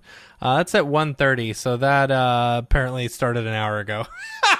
Oh, there you go. All right, so hey, you know Pick what? it up on secondary. We should see how that's going. Right. I'm gonna look at that. But tomorrow, an artist by the name of Giant Swan is doing a drop as well. I'm interested in this one. It says limited digital editions. It's like I don't know. I'm interested to see what this is about. Like, it's the same thing. Like this cool little animation that they're showing and stuff. Mm-hmm. You know. Like, is that the is that NFT? what they're selling? Yeah. I don't know. So Yeah, could be a little more informative. So anyway, but that's a cool little animation. I thought that was That's neat. where people pick up interest. I guess they don't care. They're I like, I'm gonna agree. be on Nifty, so I'm just gonna make money, whatever. But Yeah, you know, a little promo and hype would be good. right, totally. Oh. Next up, the 26th Wednesday, we've got BD White doing a drop. We got some of that sweet astronaut action. You know, Heck yeah. It's not an NFT if it doesn't have an astronaut in it, right? Mm-hmm. So, yeah. There's that one on the 26th. On 27th, 3 Lao. I'm pretty sure I'm saying this incorrectly. Yeah. But I feel like this is this artist is a big artist in the industry, in the crypto space. But they didn't put anything on there, so I almost skipped them, but I feel like I recognize the name anyway. On the 28th as well, you would think with two big artists like this, they would, want to actually promote it. But Chad Knight and Cascade are doing a collab together. Yeah. Ross is over here doing his taxes. Yeah. Just Opening a meat and cheese packet. Ooh. That protein, though. yeah, it's his midnight snack right now. Yeah. Right. Right. Chad Knight and Cascade. I like me some Cascade. I hope that it's I like a Chad Knight's work valuable, too, as well. I just wish I could real see, collab. Wish I could see what some of this stuff looks like. I know. I'm real and sad it's like, about that. And it's like, talk about the relationship. Like, what is Chad Knight's relationship with Cascade? Is there one, or was it like, hey, we just need someone to do a thing? Like, did you have did you talk? Did you collaborate? Did you get on Skype? Did you have like a moment where you were like vibing with the artist, or did their like publisher come and say, hey, make us a thing? Right. Okay, Billy, 3 Lao whatever. is a DJ. Okay. I knew I recognize that. Anything that has a number in it instead Yeah. of a letter, most likely Is going it to be Slaw? a DJ. Slough? I'm thinking because- Slough, or it could be ELAU. Oh, Elau. Elau. I don't know, man. It's like Deadmau 5. You just don't exactly. know. You just don't know. I don't know. Anyway, also on the 28th, ExoArt.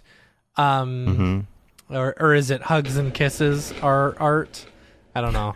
Anyway, Hugs and kisses Hugs art. and kisses and hugs art. Art. This one actually has a link. They did a thing, which I don't know what it is. Oh. It's called Hello World, which is interesting. I like. We'll see where that goes. Are you able to read this code on command? Pronounced Ross? Blau. Is it really? Cameron, is it pronounced Blau? Is it Let's Blau? see. Oh, that makes sense. Because that would be Because that's the so 3's a B. stupid. Blau. That's so Okay. stupid. All right. But I'm trying to. Can you I can't Ross, read code. I don't do any go through coding. this code? Oh, come on, hacker It's all man. about Come the on. 3 aesthetics. is a B. Okay. I don't know. Just these Hacker things. Man. All right, and that's it for Nifty Gateway. Which that's actually all the drops for this week, which is cool. I'm glad they dropped down the amount of drops and that they're doing per day, which I think is good for the industry. I think it's good for Nifty Gateway. Whatever. And it puts more attention on the individual artist, which is good. I think that's good for our space. Yeah. Only one drop this week on Maker's Place, which is today. The super talented artist John Norlander did a drop with Manchester City. Boo, Manchester City. West Ham United forever. I love myself some West Ham, and I'm sad that that Manchester City won the Premier League, but whatever. So there's a bunch of really cool like animations and stuff. You know, if you know, Manchester City is your thing and all, I would do it to support John Norlander, not Manchester City. Now, if John Norlander worked with West Ham United, I would be all over that. Hammers forever. Let's see. In the community drops, we only got a couple here. Let's see. We feel so stupid. Last week we had Jan Sladeko on the show, and we didn't even talk about his NFTs. Drops. Right, Oh we didn't my even gosh. talk about his NFTs. It's because we were like all on a hard out, and we were like trying to get done. Yeah. We finished. I'm like, we didn't even talk about your drops. Yeah. So we'll Jan's put those stuff, in the notes. I believe you can find them. I think it's on. Is it on Maker's Place Foundation Super Rare? I believe so. I will link to One it in of the them. notes. Yes. Yeah. So we'll put it in the notes. Next up, we've got Paul Robinson, Send 3 Productions. Paul, Dave, you want to bring this up? Oh man, Plan B. Yeah, this one's so Plan good. B. This one's so good. Yeah. I'm trying to zoom it in a little if I can here. Here we go. It's not too bad, but yeah, check this out. I love this one. He said he actually modeled everything, which is rad. Nice. You know? Nice. But it's like, and it's got a sweet loop and stuff like that. It's a really good piece. Like, the stuff that Paul's been putting out is really, really good.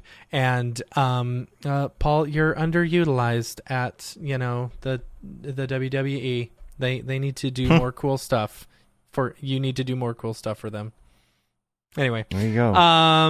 Next up, we've promotion. also looks got... awesome. Yeah, I know, right? He just got a bid on one of his first pieces, which is cool. You know, it's really good to see that. Right. Next up, we got Andy Needham. Andy Needham did one on Hickenyuk. Hickenyuk. Don't get me started about that name. So, but this one's cool. I love this one. I think it's super cool. He says he was playing. He's been watching his kids a lot lately, and you know, got kind of inspired by one of his kids' toys, which I think is cool. I think it's way rad. You know, it's one of those little poppers, little poppers.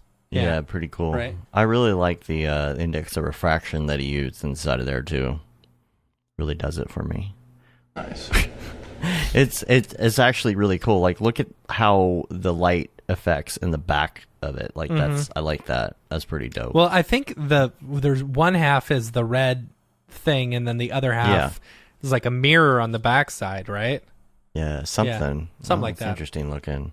So I think. And then, do we have another one? Yeah, we had another one. Actually, They were both Paul. There were two Paul. that's Like, right. I put That's put right. in Paul last week, and then you put him We in both today. had Paul. Oh no, So we that's both all. put him That's in all at the we same got, time. huh? Yeah, that's it. If anyone is doing a drop or has dropped a new piece or whatever, and you want to pimp it on the show, whatever, feel free to shoot us an email, info@mograph.com, and we'll post it on the air. So Yeah. don't hate on the Tumblr of NFT platforms. Which one? The Tumblr. That's Hickenyuk? funny.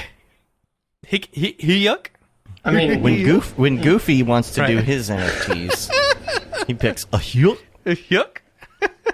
I mean, no hate on the platform itself. I Right. No, really it's a like great what they're platform. doing. It's Yeah. just, oh man, the name bothers me. Yeah, There's- absolutely. There's no way to like tell it to someone in person without sounding like you just like had something break in your brain. Yeah. They're just like You did I got to just- spell it, and you're like heist T and none C. Did I just hear a Dot typo in person? X? But yeah. Sorry, I spoke funny. a typo. And then you can Yeah. call it hen, and then I'm just thinking about chickens. Or then you can call Right. it hick, and then I'm thinking about a guy that lives in the woods Yeah. somewhere. And then that- you finally loves do it. chickens. You finally spell it out for someone. They're like, "Oh, .com, right?" No, it's .xyz. Like, Right. I've never even It's seen a just- site with yeah. that. yeah. Honestly, if you Just told mash me the keyboard, you'll if you- get there. smash your face against the keyboard and hit enter, you'll be there. Yeah. Like that's the big problem is like I don't know I don't think I could not even begin to type in the address like of it. I would literally type hick and yuck and see if like I get there. You know? Yeah, Carlos says a cat walked across the keyboard. Yeah. That's actually how they signed up for the domain name. Right. The cat was on hover.com and like walked across and hit enter and it purchased the website. Yeah.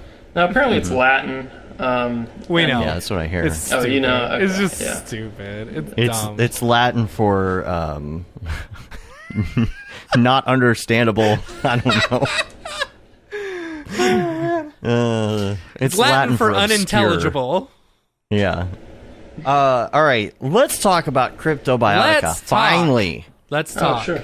Yes. Tell us about it. Tell us about all the things. A little bit about, because we when we had the special a few weeks ago, that's when we first talked about Cryptobiotica, and I felt like, and this was kind of as the NFT space was kind of dwindling down a little bit, but this Cryptobiotica thing, man, it piqued my interest again, because you know I'm a big fan of like Pokemon cards and like, you know, breeding Pokemon and stuff like that.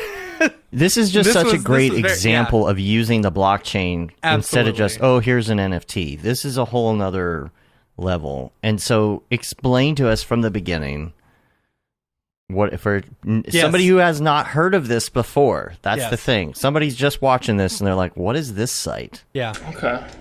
Well, Cryptobiotica was a biotech company that reached out to me, and I want to say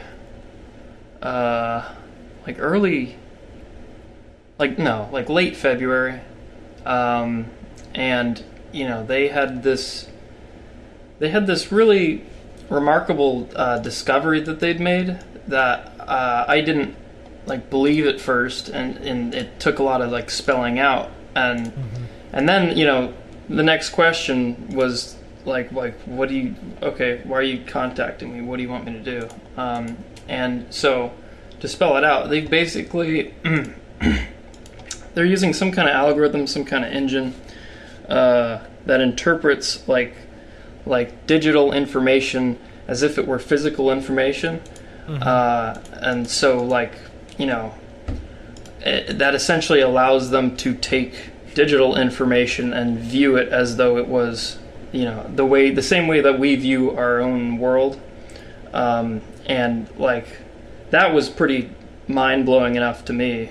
But then they said that they had actually found these forms of life living in this world, this void-like environment, because they started looking into Ethereum's blockchain first, I guess. It's a very digital-rich environment, and they found these things moving around and living out their lives, basically creating this like fast ecosystem,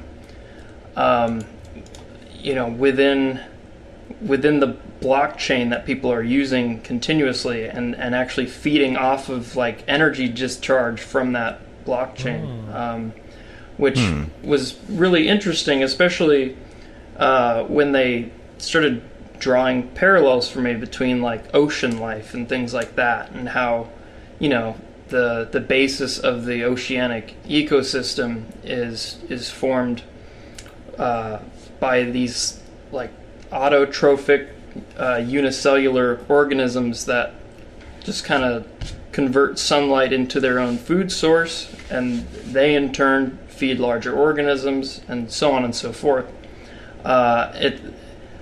What the impression I've gotten so far, because they are kind of secretive, just kind of giving me what I need to know to do my thing, is that they're seeing the same kind of system developed in this like bizarre digital environment, and so they've kind of dedicated themselves to exploring this further and mapping out these chains of life, because there's a lot of very specific attributes and or I guess I should say traits and properties to these life forms that we're not like super familiar with, as is, like, if we're trying to put it in the context of animals and life that we do know.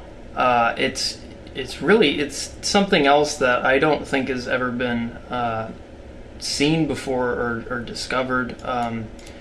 Like for instance, like evolution is typically a process that requires like a lot of time to play out and for us to actually see happen. But in the digital world, it's faster, right? Yeah, it's like instant. So, there a lot of these terms being used, I don't even feel like fully encompass what is being observed. So, like species and things like that. Like the best we can make of them are different species, but in reality, it's like two species of animals. Two different species of fish, for instance, like could not like breed together and then make a new kind of fish. Right. But that's what we're seeing here with cryptobiotic organisms, is like two of them from different apparent species can actually, they refer to it as pollination, I guess, because it's not like physical contact is needed at all, and it's all some kind of digital transfer of information. Similar to the way like bacteria can share DNA, right? So like if you like, that's why they tell you not to take antibiotics, because antibiotics, can hold DNA from things that will kill. Well, so basically, it will, if a bacteria becomes immune to antibiotics, it produces that DNA that will make them immune, and then can very easily pass on that DNA to other bacteria. That's why they fear of this like superbug, this super bacteria that is completely, immune to antibiotics. Yeah. That's to compare it to, So that would be like an attribute being passed down, and these have that too. But they're actual like means of reproduction, like the mechanisms and process, I guess, that occurs through. Like it at least hasn't been made very clear to me, but this lab seems to have gotten at least the mechanics of it down to a point where they figured out how to encapsulate them within, an NFT, which, like, it sounds a little out there, but I mean, it doesn't really, when you consider they're also digitally native in the most literal sense possible. For them to be able to captured within a certain indivisible mechanism, I guess, of the digital.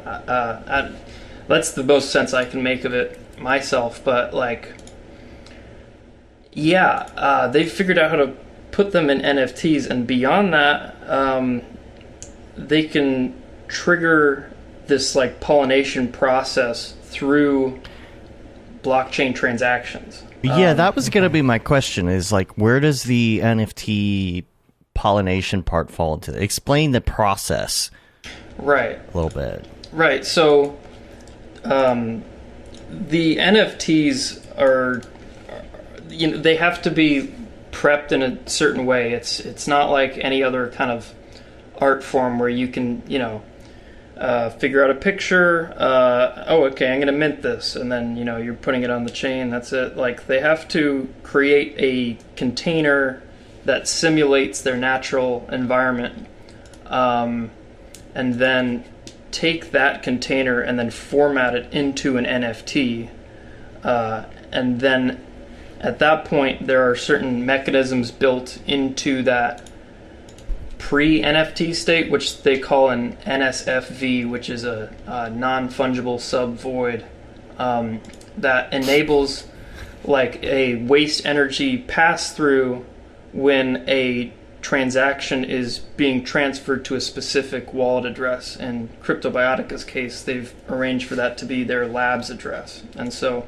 when you own two of these of the same evolutionary level and state, you can, there's actually a form on the website under pollination tab, and you can initiate a pollination, a couple different types at the moment, to basically combine two of the different species you own into one new one that is distinct from either parent, but adopts cosmetic traits and other attributes from either parent species, essentially. And so they really wanted to, they really reached out to me to kind of facilitate this whole program that they're calling the Pollinator Initiative, where they don't feel like they can get through all of the work needed to be done to map out these evolutionary chains. And so they were like, okay, well, we can do this NFT thing. What if we just get open the door to the public for their involvement? Because it's like an interesting development, and people might be interested in this. So they kind of tentatively reached out to me like, hey, we're thinking about doing this. We see that you're in NFTs and kind of leading communities. Like, do you want to try setting this up? And I was like, yeah, sure, this is really interesting. And so I sprung for that. And, here we are now. And yeah, so I'm basically managing their Pollinator Initiative in a few different facets. Like I help design the cards themselves. I'm working on the icons that represent the attributes of each species. And the cool part, I almost forgot.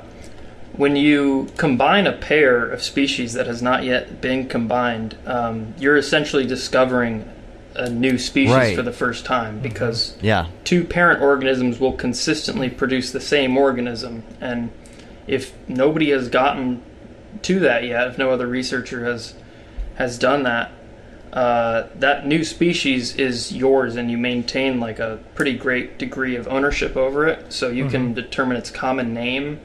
You can determine how many specimens of it will exist in captivity, and you could read that as additions. You could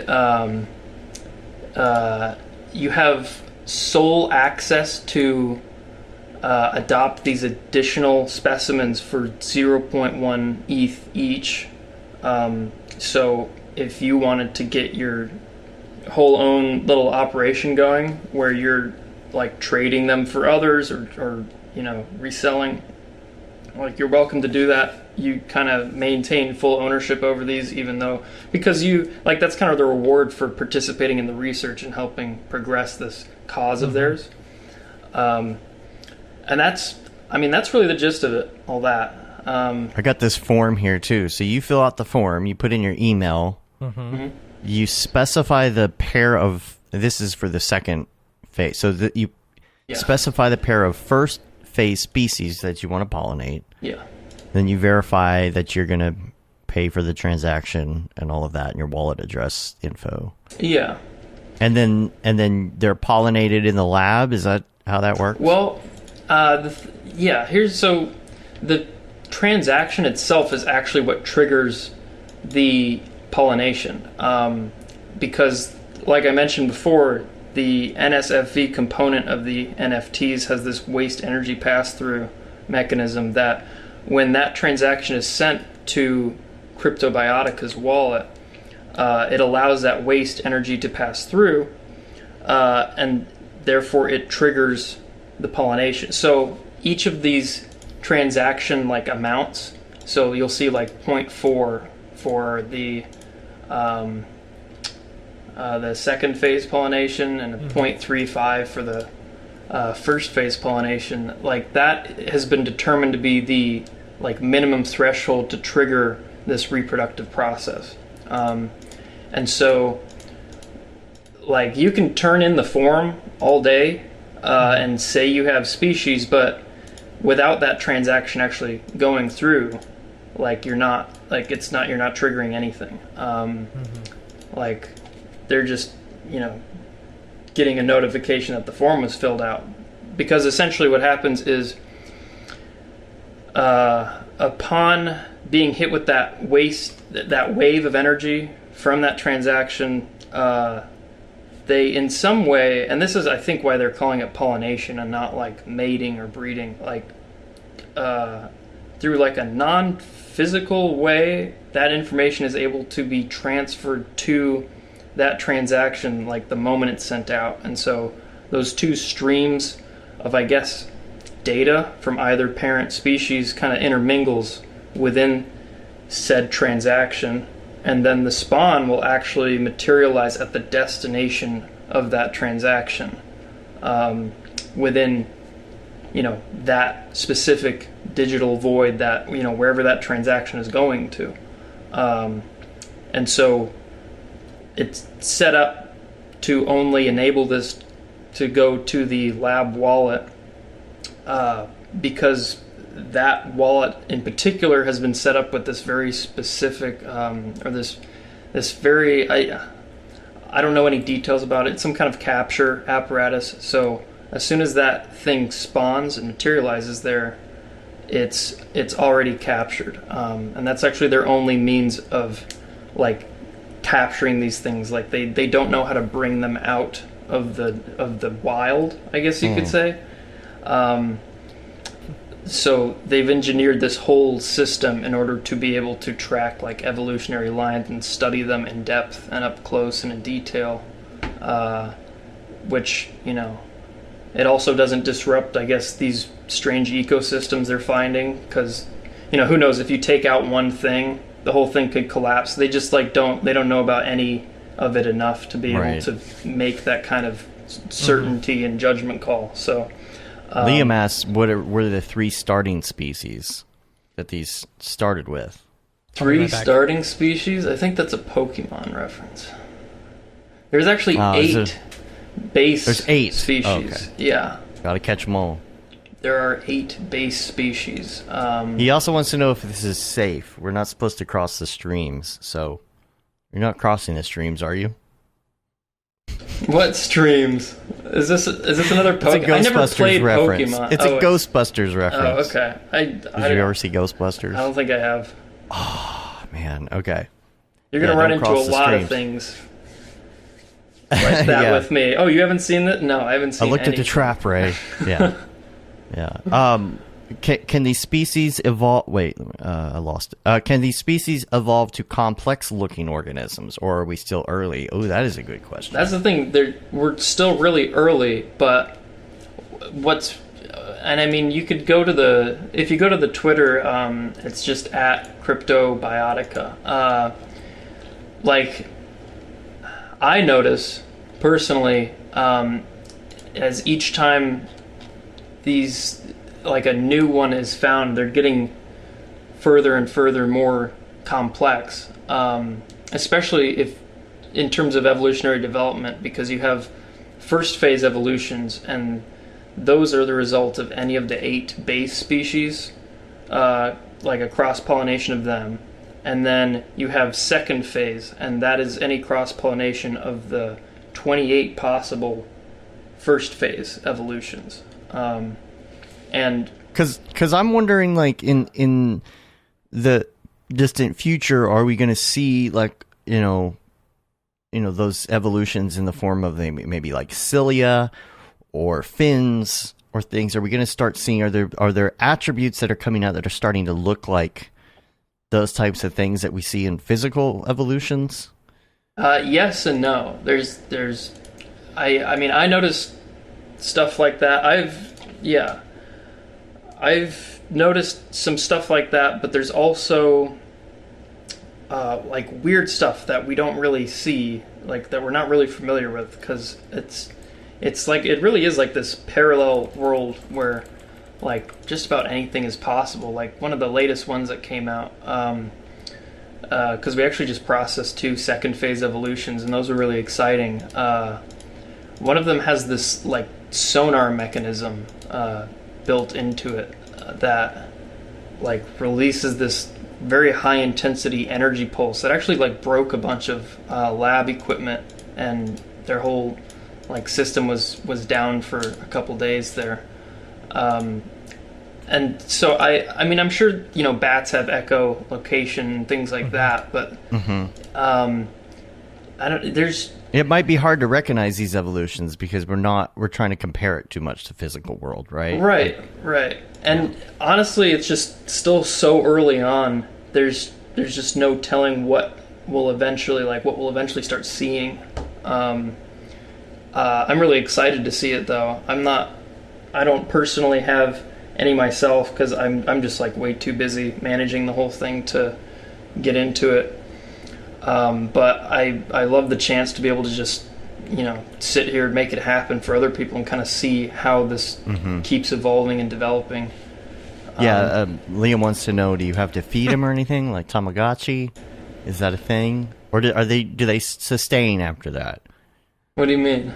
They don't like die. Like you don't have to Oh, they're sustained. As far as they can tell, they've developed these NSFV things I mentioned can sustain them indefinitely. So their natural death and life cycle is typically at the mercy of like blockchain volatility and things like that. Gotcha. So entire like orders and families of species can just be like wiped out if a coin suddenly, like, you know, nobody's using it anymore. There's no energy passing through that. They have no means of surviving. They can enter some kind of dormant state for a little bit, I think, but that's typically how their life and death cycle will play out. But as long as they're sustained enough, like, ambient energy, which is the purpose of that, like, NFT formatting recipe they do, they'll just go on, and you won't have to worry about it dying or feeding it, like anything like that. So if somebody wants to get started and collect these on in their wallet, what do they need to do? What do they need to go to start? So that's the thing. We're sold out of all 8 of the base species. That happened very quickly. That was like 3 weeks. And all 44 were gone. And now at this phase, if you go to Cryptobiotica's Maker's Place Marketplace, there's a subsection of that marketplace labeled available for adoption. And you'll see 2 first phase species that are available there, but they're not going to be cheap at this point, because essentially the only way that Cryptobiotica can resell any discoveries from other people is if they like explicitly give permission for them to do so. And there have been 2 people. One of them, Luminous Blue Death Star, and how these are priced is basically the resources sunk into finding this species is going to be their direct resale price. But what you can do is you can go to any of the first phase evolutions or any of the base species, and you can find who owns it now and then make their current owner an offer, and see what they would be willing to part with their specimens for. But it hasn't been, they I haven't seen a lot of people have luck doing that. A lot of the people involved in our project, who've been made as like research associates because of their involvement, they're much more inclined to hang on to these. So I've seen a lot of like lowball offers come in that just get rejected. I've seen a lot of people actually bid higher than was the original asking price, still get rejected. So you could try your luck there, or you could you could go for one of these available first phase species and cross-pollinate them to make a second phase, which are looking to be more and more exciting as this goes on. Yeah, it sounds like a lot of people are adopting, and there's more questions here. Yeah, Liam says, so if Elon says we're not accepting a certain coin anymore, that's a nuke for them, right? Like, his question is like, since energy is, or matter is not created or destroyed, where do they go? Where does this energy end up when the coin disappears on the blockchain?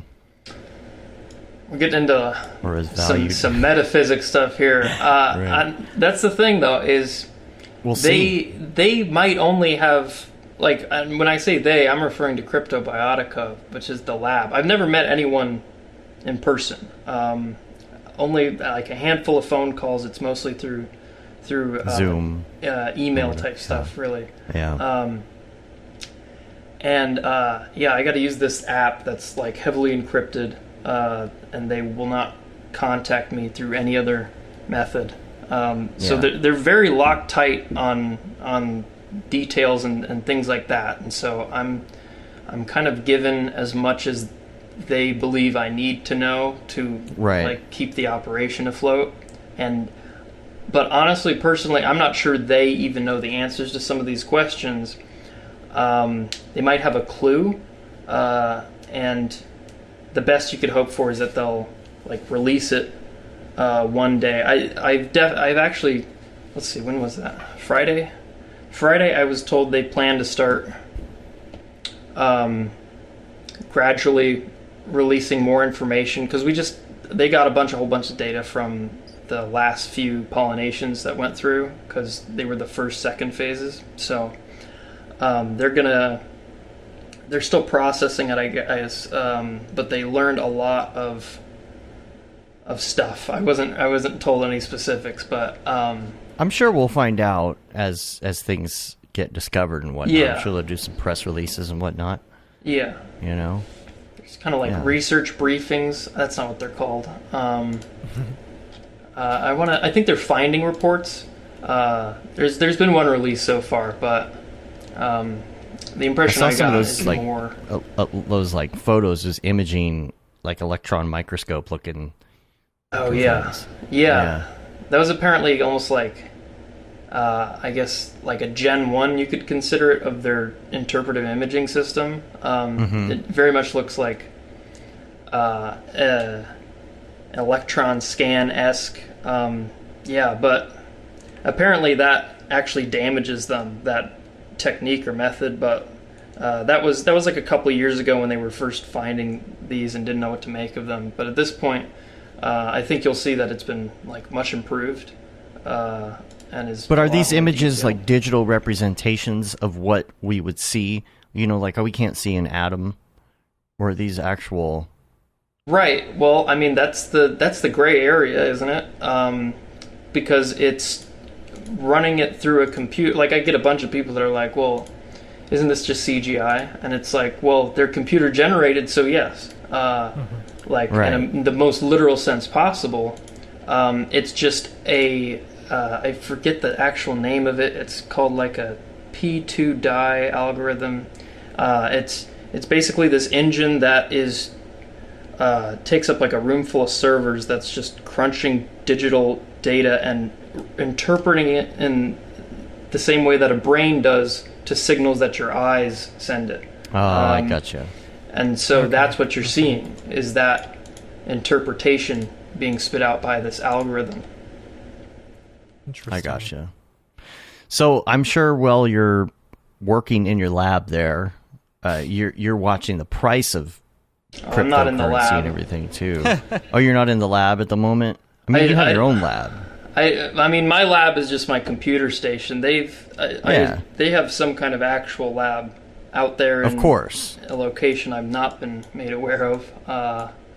Actually doing the science and doing the work. I'm just kind of like, I've kind of become the de facto like front man for the whole NFT side of things and the public participation component. Like, I reach out, I follow up with people, I do all the customer like PR stuff. Although I'm bringing on more staff. I've just recently had to start bringing people on because it's getting to be more than just I alone can handle.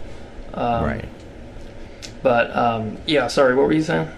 Oh, I was just saying you've been watching the price of cryptocurrency as well. Oh yeah, of course. Yeah, it's pretty bad right now. It got really good and then it got really bad. You know, it's what it was a month ago, is how I look at it. Yeah. So, I don't know. I've been sort of half following it, and all of my friends have been following it since 2017. Yeah. And so they're still up like 20 times in a lot of cases. So, I don't know. It's not too bad. I've been told specifically by them, because I've asked about this myself, is like, hey, so these cryptocurrency prices, like, what does this mean for the whole thing? Right. And apparently it doesn't matter. Like, the valuation that people place on blockchain and various tokens, like, apparently these organisms don't really care. And they're just gonna keep doing their thing anyway. Because when it was really high, like, I had people asking me, and I reached out to the lab, and I was just like, with the price so high, like, can people submit like lower pollination fees so that progress can keep going? And the answer was just like a resounding no, because that's literally the minimum threshold required. The threshold. Yeah. Because it won't trigger the pollination or the reproductive cycle otherwise. Right. Yeah. So. Yeah. It is what it is, I guess. Interesting. Oh boy. Look who's here. Dorpy.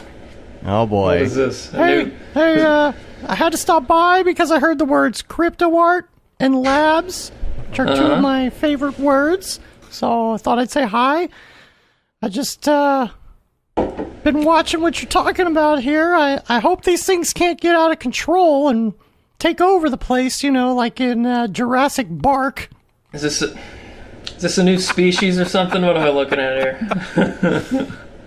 I tried to go research a little bit, but your site said you had to be over 18 to enter. That's not true at all. I only meet that requirement in dog years only. Oh, okay. Dorpy, I think that you were not on the right website. No. You're on Cryptobiotica.com, right? What? Biotica? Oh man, where did you go? I did not get that website right. I gotta go erase my internet history. Yeah, maybe Bye. I don't even know. I don't even want to know where Borfi ended up. Dorpy. Yeah. Morphe. I had a friend of mine called Beeple Mookle once. A Mookle? How do you even... I mean, you could at least say, bleeple or something similar. Oh, no, that's how it started. Each time I talk to him, he's just... Yeah, just so changes it. How's Dinkle doing? And I'm like, where are you coming up with these from? Like, that's funny. Yeah. Where do you think NFTs are going? Just in general, where do you see NFTs in the next 10 years? 10 years. Well, that's a long stretch. I have ideas for where it's going in like the more immediate future, because like obviously, and it's been said to death, but just the layer 2 thing needs to come out. And that's totally agree. That just keeps, that's going to be like one of those continuous things. And it's like, if Ethereum doesn't, manage to pull that off, then, it'll be replaced by a different blockchain that can effectively do that, because they already exist out there. They just weren't first to market. And so, yeah, either or, it's going forward. Like the whole gas issues and congestion issues are going to be resolved one way or the other, whether that's Ethereum or whether it's another coin. So with that in mind, it's they could kind of become implemented into everything, but I assume you're referring more to like in an artistic sense of things. I mean, kind of artistic, like when this becomes normal, what does that mean? That's kind of where I have been looking at this recently, because we had the big thing, we had the big rally, and it's here, and it's going to stay. But as the years go by, where do the NFTs and the blockchain transactions fall for the average artist? Well, I think their use and popularity will ascend directly in proportion to or with people's own online like sense of identity and the transference of like status and appearance to online formats rather than like physical. And so like you have $200,000 Rolex watches, and so at a certain point, like certain NFTs, like going to someone's social media profile, and which will have NFT implementation, like you'll go to their profile and you'll see things that they own, and it'll be like the equivalent to that. It'll be like a means of demonstrating what you're into, what you do, and where you put your money and what you decide to invest in. It'll all be self-apparent and completely verified. Nobody be able to lie about it and be like, I'm really into donating to charitable causes and doing this and that. It's like, okay, well, you go to your profile, don't see any of the things that would like indicate and prove that. And so that's where I think there is a like friction point in people's online personas and identities and things like that, and I think NFTs could fill that. I don't know, the use cases are just like too numerous to even dive into in like a I never want to have to buy fast food with cryptocurrency, because if people know how often I go to Taco Bell on the blockchain, so use a privacy coin. See, that's one thing that I don't like about Venmo, is that sometimes you've got your transfers as public, and it's like, that's stupid. You can see how much money you're spending on drugs. Right. It's just, not a good way to do it. I mean, that's the thing, is that's a sentiment that I think more than just you would feel, and so it would be like, you would get trophies for things, even if it's going to Taco Bell. Like, here's a trophy for getting 2 burritos. Talk about gas fees, am I right? Yeah. Oh my God. All right, that wasn't bad.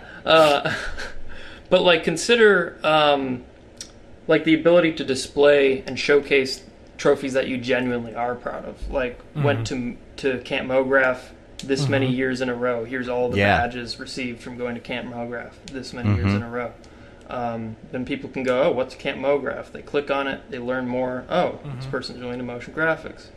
And then they can see how many people also have that badge. Yeah. Right? It's like, oh, everybody's in this Camp Mograph NFT club. Okay. Yeah. So this is just one use case. The other one, which is more obvious that I think's already been talked about, is like game cosmetics and things like that. Like being able to buy a skin, like a certain weapon skin. AR skin. That's the one I always bring up. Or AR, and just have it be cross-platform, cross-game. And like all that verification necessary to do that kind of stuff is done. I heard a rumor Ubisoft was even getting into, or was looking into Tezos and how they could use and apply it.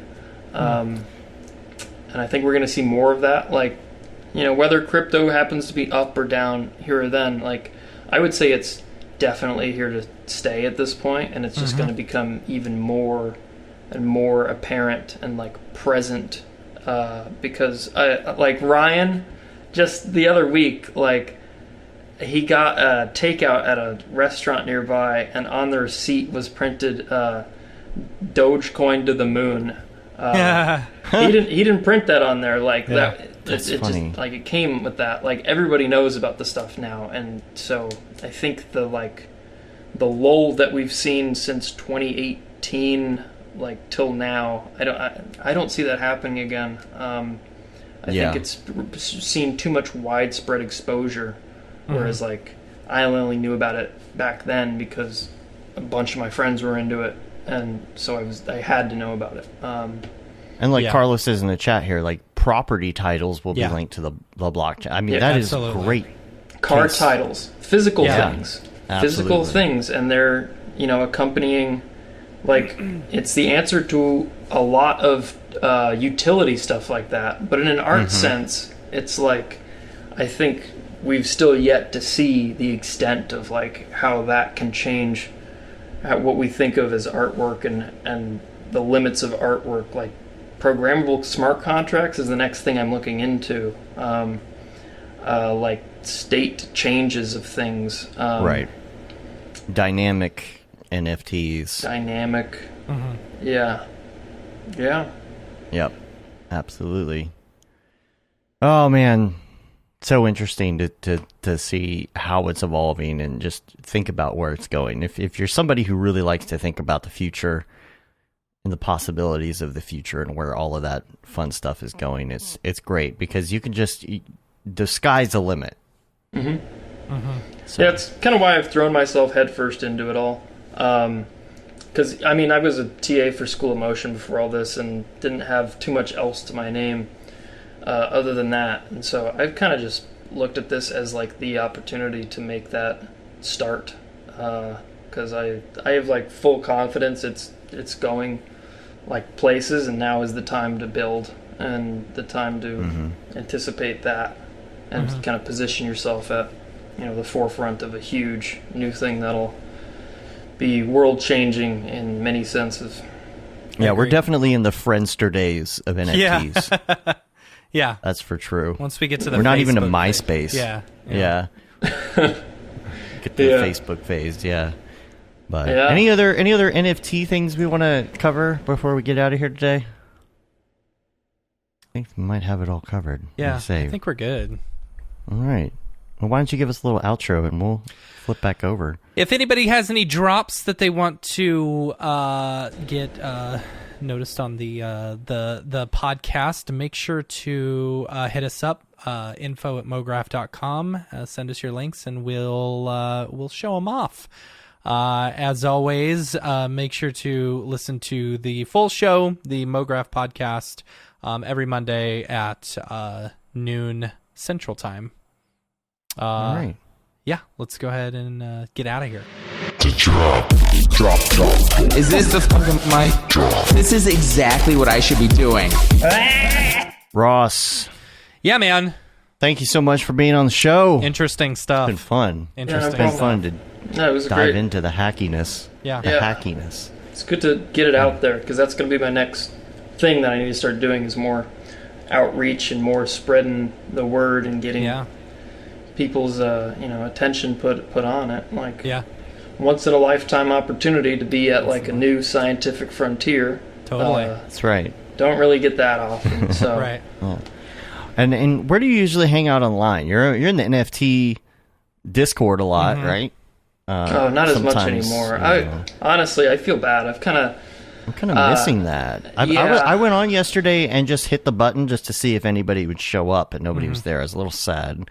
That. I think like a perfect storm of things. Like David and Chelsea are really busy with their NFT stuff. I'm extremely busy with my NFT stuff. I can't even catch a breath. And then there was the sevens thing, so people kind of focused and dropped off.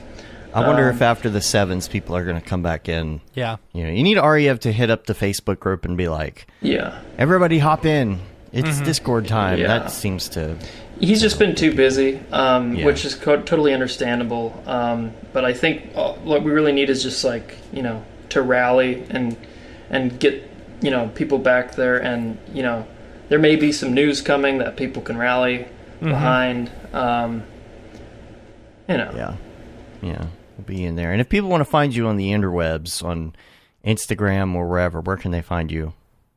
I am RAM3DDA on Twitter and on Instagram. I don't even get on those accounts very much anymore. I'm just too busy with Cryptobiotica Hacking. stuff Yeah.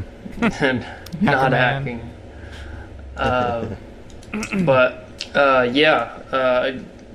If you want to get in touch, like that's the best way to do it. But I really recommend looking into what's going on with Cryptobiotica and what that's turning into. But I promise I'll get back to the community stuff once I get a chance to catch my breath from all this, because I was not expecting this Cryptobiotics operation to take off so quickly. Like Right. It's been like it was like a month since launch, and those things just flew. How many of them have been adopted so far? Well, I think there were 44 initial base species, and Wow. yeah, those were gone in 3 weeks. Wow. And Dang, dude. at this point, I think there's 16 pollinations. Most of those are done, but I think there's 4 or 5 in the queue at the moment. Basically, they get the species that spawns in that containment apparatus. They have to observe it as it matures, study it, document it. It could be anywhere from 1 to 2 weeks before you'll hear back, and then that's when you're sent your form, species discovery form. You get to name it on there and all that. So there's about, I'd say 3 or 4, no, I think 4 or 5 in that process right now. But every other day, new one comes in. Lab's super busy. I'm super busy managing it all. That's how it's going. It's cool. Awesome. Very cool. Well, we'll link to all of it in the show notes so everybody can check it out. You can rate us on iTunes, leave a review, subscribe on your podcatcher of choice, help get our ratings up there, let people know about the show. You can subscribe to our newsletter as well. It goes out about once a month, gives you the details about everything. Make sure that you join us Thursday night for the special, the Houdini special. We'll be talking about the newest stuff in Houdini and the new update to Mark's course and what you can expect out of that. And so, yeah, you can rate us. I already said that. You can say you've been there, done that, got the T-shirt with the Mograph logo tee, the Paul Babb Feel the Bab 2020 shirt. Classic. All the profits from that go to doctors. Vintage. All the profits from that go to Doctors Without Borders. The Render Things T-shirt, hoodie, and long sleeve tee. That render is fire shirt, which you are only allowed to wear, ironically, Unless you're shams. And the Mograph blandishment shirt. You can check that out on the website as well. We're on Facebook, Twitter, Instagram, YouTube, Mograph.com. Send us an email, info@mograph.com. We'll try our best to answer or get you going in the right direction, like the one earlier. We started the conversation. We'll probably finish it on Thursday, and so. And reminder, they can't Mograph. Tickets go on sale next week. That's right. So set a reminder in your phone right now to pick those up. So it's going to be awesome. It's going to be amazing. Can't wait. See people IRL. I'm going to see David Ariev hopefully next month. Doing a little RV trip up to Colorado. Oh. Be fun. We've got one Monday in June that we will not be doing a show, and you can see that on the schedule and everything. It's all on Mograph.com. So we're going to get out of here, though. Until next time, I'm Dave. And I'm Matt. I'm Ross. Have a good one. Later, yo.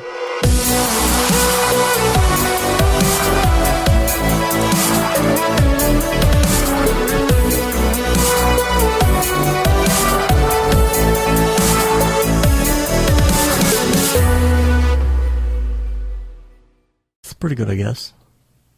Mograph.com, an online resource for motion graphic artists. Start your week with the Mograph Podcast. Industry news, interviews with your favorite artists, and terrible humor. Watch live shows and interviews from Mograph events like NAB, SIGGRAPH, Half-Res, and local meetups. Our Mograph Talks feature live demos and motivation from artists all around the world. Sometimes you gotta make stuff that you're not gonna put on your reel, and I'm not here to judge. What if Rick and Morty show up for the countdown at midnight? That's where I peaked in life, in my career. We gotta stop this thing, Rick! It's gonna kill us all! Hear from the people that create your software, design your render engines, and artists that are changing the face of modern motion graphics. You get that render done. Yeah, you better frame what?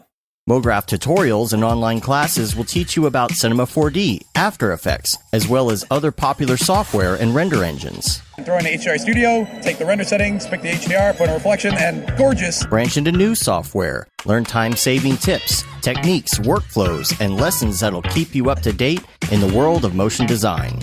Oh, brother, those are some of my favorite elves. I love projects that scare me. When our art director comes to us and asks for something that I had never done before, man, it gets me pumped. Join the conversation in our live sessions. Check out our plugins or join the hundreds of daily active users in our Slack channel for technical help, advice, contests, or just to joke around. Real nice banana. Yeah, that's so funny. All right. I'm going to live forever. Subscribe today and get the latest updates on our YouTube and other social media channels. Take all your dreams and just do it! We don't care how you get here, folks. Just get here. Subscribe to Mograph.com.